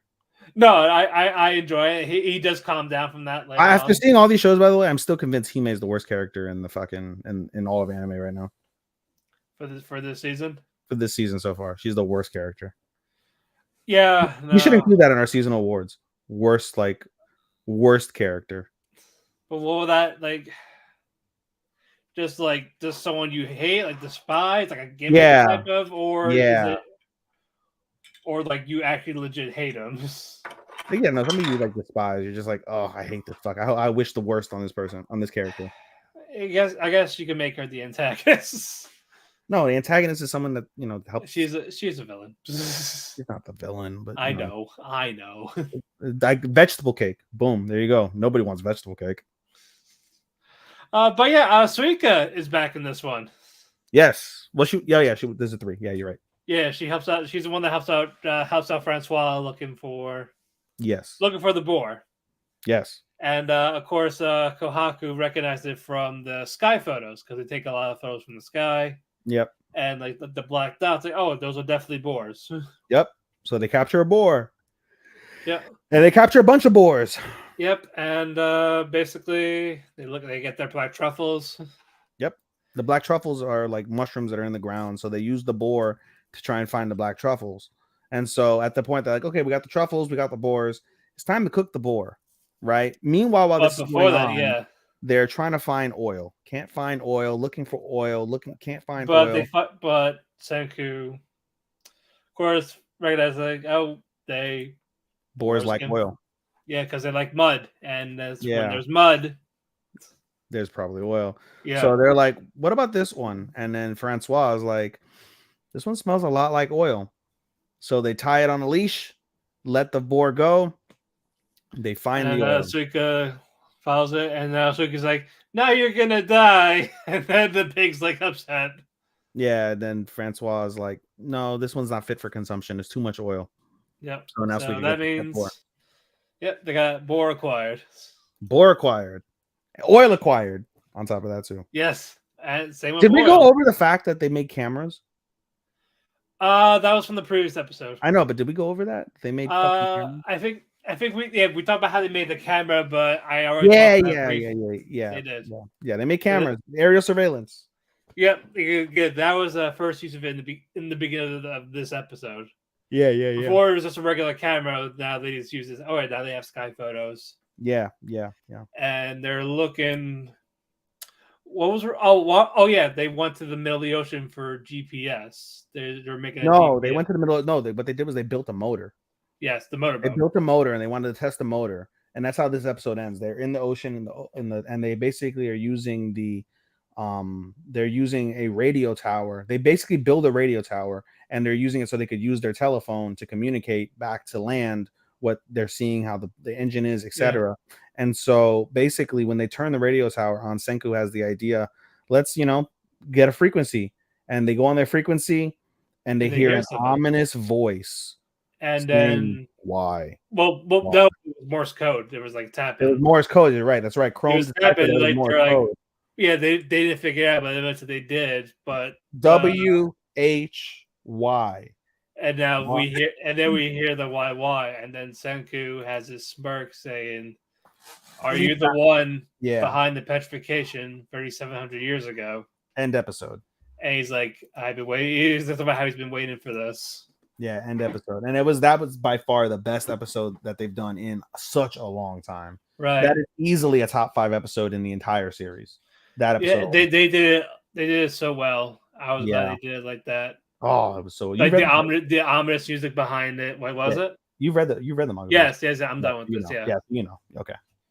Yeah, that's what I said. That's why I said they did a great job with this. I've been told. Chris even told me, like, yeah, they did such a good job with it. Nice, dude. Nice. With the again, like no music, ominous background. Then we hear the why. It gets more demonic, and then there's the smirk. Why? Yeah. And it's like a skull smirk. It's like a skull just saying why, and then you see Senku's fucking smirk, like, yeah, bitch.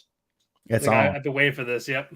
Yeah, let's go. Let's throw science hands, nigga. Let's go. Yep. So he is called the Y. So now they're just calling him the Y Man. That's kind of lame, but whatever. I know, but they have nothing else. But basically, after that, they haven't heard from that radio station again. Correct. He went radio silent after Senku's like, "Oh, are you the man that was behind the petrification?" But then they didn't. Yeah, they didn't answer. And they started like coming up with solutions. They're like, "Well, there's no way that he survived 3,700 years." And then there are no enemy or a foe, like friend or foe. Yeah, Chrome is like, "Hey, maybe he unpetrified himself." Right. Makes sense. I feel so bad because then they did a flashback of like humanity and you see the dog on the leash in the rain. Yeah. I felt so bad. All right. So basically, they want to build something. They want to build like a radar type of thing to find it. Cool. This was so fucking cool. Yeah, they did such a nice job with this. Yeah. I love how they say, "Hey, I need this real quick." They did it like smash in. Yeah, before he even said anything. Yep. The old man and then the power team. They both they do without even knowing, without even him finishing his sentence. Yeah, so that they made like a ray of energy. Yep. To make this frequency type radar thing. And they acquire radar. Yep. And so then they come up with the radar, and it's a cool process, as they said. And so they go out on the boat with the radar, and they use like they just test it at first, and then they're like, well, we need to come up with sonar, because Chrome is like, oh, I wonder if we could do sonar. So then they do sonar. But they need crystals. So they do what they do to make the sonar, again, really fucking cool. And they have the sonar guy, whose name I'm forgetting. Are you talking about the archer? You talking about the guy with the arrows, right? Yeah. Yukio, yeah. So Yukio is using a thimble, and I think it is Chrome. I keep forgetting the other guy. The conniver. Who's the conniver? Gen, that's right. So it is. I keep saying Chrome because Chrome is the science guy. So Chrome basically deciphers like, oh, like that means that there's something below us. And so of course, fucking the tuning fork, Ryusuke is like, oh, we know what that is. So he casts a giant net, and they get a fuck ton of fish. Yep. They basically caught a school of fish, and so they bring it back to shore. Francois dices them, and they have beautiful fish to go with their fucking truffles, to go with their bread. Yep. It's a feast. It's a grand feast in the kingdom of science. Yep. And things get better. Yep. as they are basically they're like, all right, so now we've got everything for the engine, so we need to basically just come up with like steel.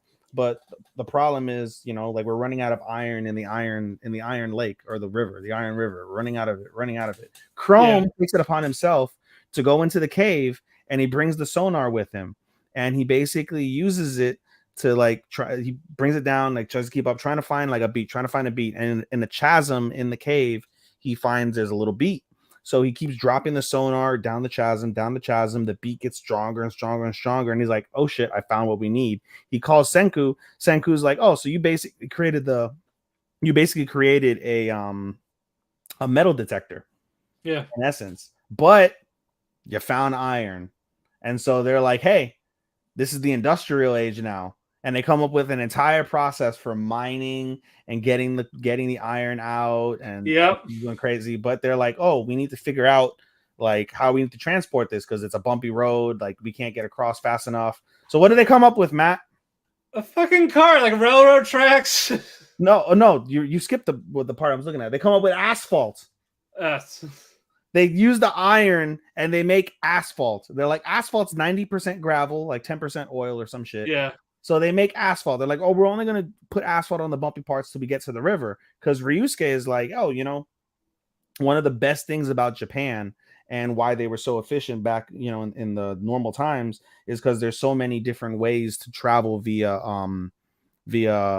sea, because it's just a thin island, right? It's just like a very thin, like, you can go from one side of Japan to the other side in a few hours. Like it's that small. So they basically use the sea. So they basically create the asphalt. The car gets to the river. They go across the ocean, basically back to the village in order to bring the products. And so like, hey, they've got now transportation. They've got logistics. Now that they've got logistics, as Matt said, we need to come up with a way, because again, they're going into a chasm. They create a mine. They have a whole like mining process, but we got to efficiently get the mine up from one side of the chasm to the other side of the chasm, and the people are breaking their backs literally trying to carry all this fucking iron. Shit. So as Matt said, they come up with railroad cars and railroad tracks. And they're like riding around. It looked like a Scooby-Doo episode. It was kind of funny. Yeah, I like that. Yeah. So then they've acquired mining. And so now sets the stage for them to start building the fucking engines. Yeah, while trying to locate the Y-Man.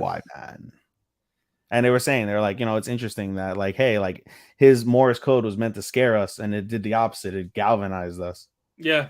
Now Chrome's all hyped up. Yeah, Chrome is like seeing like all the things of science. And again, I tell people all the time, like, yo, if you love science, or you have a child that loves science, it behooves you to watch this show. You must watch this show. You learn to make a bomb by episode 6. Yep. You'll learn a lot of stuff. No, you learn a lot of shit for real. Yeah, it doesn't happen that quick, but it is still fairly accurate. It'd be cool if there's one time that I'm over there or whatever, or you're over here, we can do a Dr. Stone edition of like making something. We gotta figure out what though. Yeah, it'd have to be something simple, like within like a few hours. Yeah, we'll look up Dr. Stone invention, see what happens, see what we get. That would be, I'm telling you, that'd be fun. Yep. I know if we could find something, I'd be down. Keki Hot Ones challenge, where Bash asks us like you seen the what's it called? Truth or Dab? Truth or Dab? Yeah. No. So it's a side piece that Hot Ones does, and they basically have celebrities on there, and they ask them like 3 questions. And they just ask questions while they're eating. Or you answer the answer question truthfully, or you fucking eat the hot wing. Yeah. Or you could just we can go down the pallet and fucking just interview each other on shit. That'd be cool too. Yeah. Yeah, we got all that shit. Yeah, let me know. Or you just buy it and we both eat our own on the air. Dude, that'd be so wild. I'll be good. So you have the bomb and everything? Yeah. I have season 20. Oh, you bought the season 20 pack? Yep. How much did that run you? 120. For a bunch of 10 sauces, so that you're probably not gonna eat, and it will go bad. No, I eat them, including the bomb. Yeah. What was your reaction?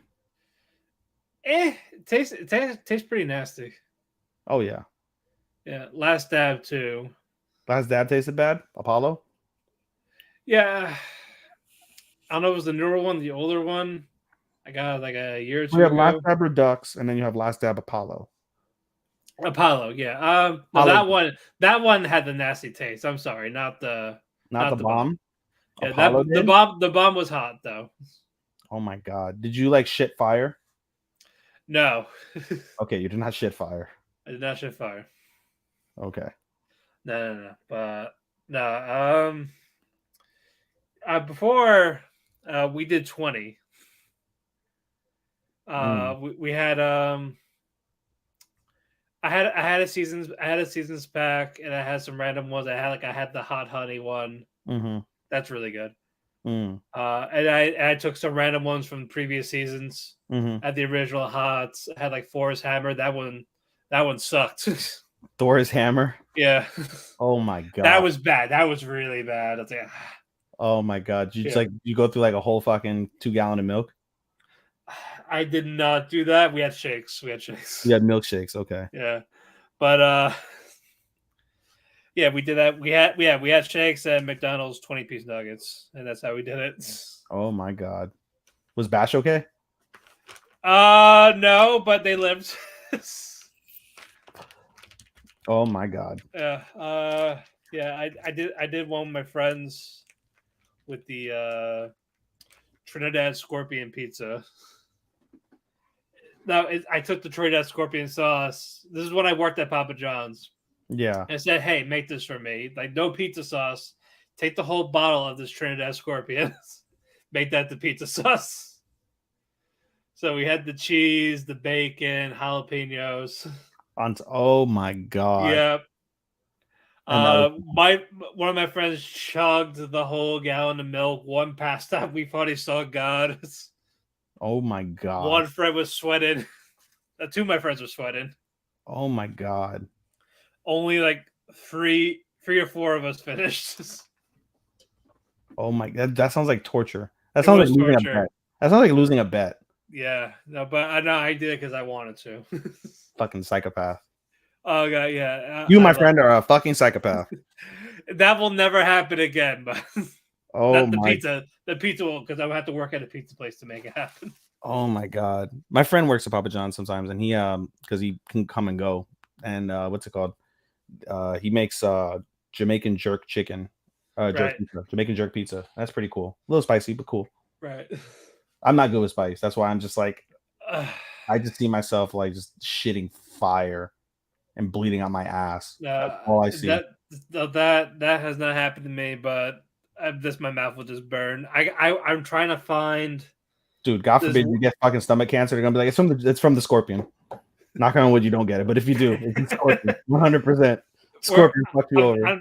I even did the spicy ramen. That one wasn't bad. I'm trying to find the 11 million Scoville one. Forgot what it was called. Dude. What purpose is there though for you to make that? There's no purpose for you to make a sauce that way. Well, no, the ramen one is like it's the broth for this one. I'm trying to find out this 11 million Scoville ramen, so I can find God for once. But you want to see Valhalla, huh? Yes, I want to see Valhalla. Damn it! Good God! All right, closing thoughts. The strong season continues, dude. This is just epic season. Yeah, we said it last week. When we're done, it's not gonna be what was wrong with the show. It's just gonna be what we like fucking better. Dude, like literally, like I said, if you look at least when I look at mine, fuck. I mean, the only things I don't see, but I think won't make 4 stars is probably Dangers in My Heart, Clueless Friend. I'm gonna say Dangers and Yuri and maybe My Home Hero. I like My Home Hero. I think it's not a 4 for me. I do like it, but it's not a 4. I mean, if you know me, if it's 3.75, I'm rounding it to a 4. So yeah. But as of right now, it's not a 4. It is a 3.5. 3.5 and under is a 3. 3.75 up is a 4. I only have 3 shows that probably won't be 4s at minimum. Honest to God, if things he's trying to kill us. Dude, if things continue the way they're going, like fucking Stone will be a 5. Yeah, Stone will be a 5. Yeah, and Stone we could Fucking actually Demon Slayer. grade twice. Steaming Fire. Wow. Demon Slayer. Where the fuck did I get Steaming Fire? Demon Slayer, I feel like gets a 5 automatically, and then it will go down to a 4. So, you know, still Dead Mount Death Play, solid 4 already. Fucking Gundam Witch could be a 5 for sure. Hell's Paradise could be a 5 for sure. Tengoku Heavenly Delusion, I'm kind of like, I think it might be, I'm gonna say it'll probably be a 4.5. 4.5. Yeah, I'm thinking that. Galaxy Next Door has been solid for me. You're right. I did. I did do it with the chicken when you guys came up. Oh my god, dude. Well, I took one of the sauces. I took the like level 7 sauce. Get the fuck out of here. Oshinoko 5 so far. Insomniacs very close to a 5. It's already 4.5 at least for me right now. I mean, so many bangers. Tony Kawa's strong right now at a 4.25 if I were to give it a grade right now. Yeah, dude. There's gonna be a lot of 4s. Minimum. Almost all of them are gonna be 4s. Almost. Oh my god, dude. Like you said, it's not what was wrong with the show, it's what we like better. Yeah, that's a big capture. That's a big capture from that. All right, but guys, we talked our cake. We're full of cake. We're full of hot sauce cake.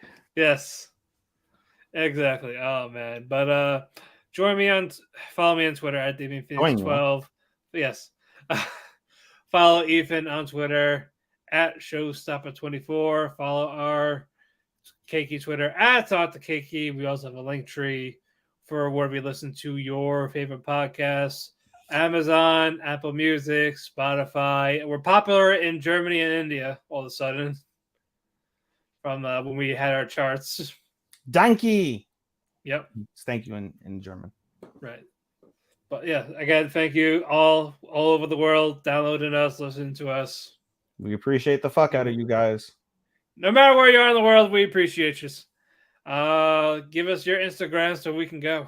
Yes, you can follow me on Instagram at AI_anime24. That's ianime24. You can follow my podcast Instagram at podcast.senpai. You can follow our Talk to Keki Instagram at TalkThekeki. That's Talk to Keki.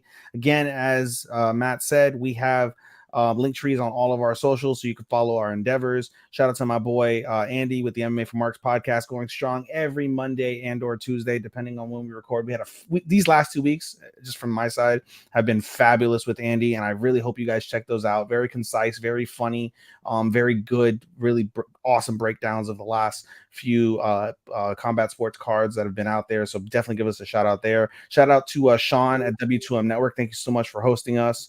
Check out the W2M Network for all of our other podcasts and selections of different entertainments from there, gaming, movies, wrestling, etc. We're there. Shout out to Chair Shot Radio. Thank you for hosting us as well. Yep. From that standpoint, we appreciate you guys as well.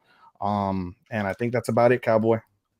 Alrighty, guys. We'll see you guys next week. Arigato, anato faku, and sayonara. Sayonara, minasan! Bye-bye. Welcome to Talk to Keki.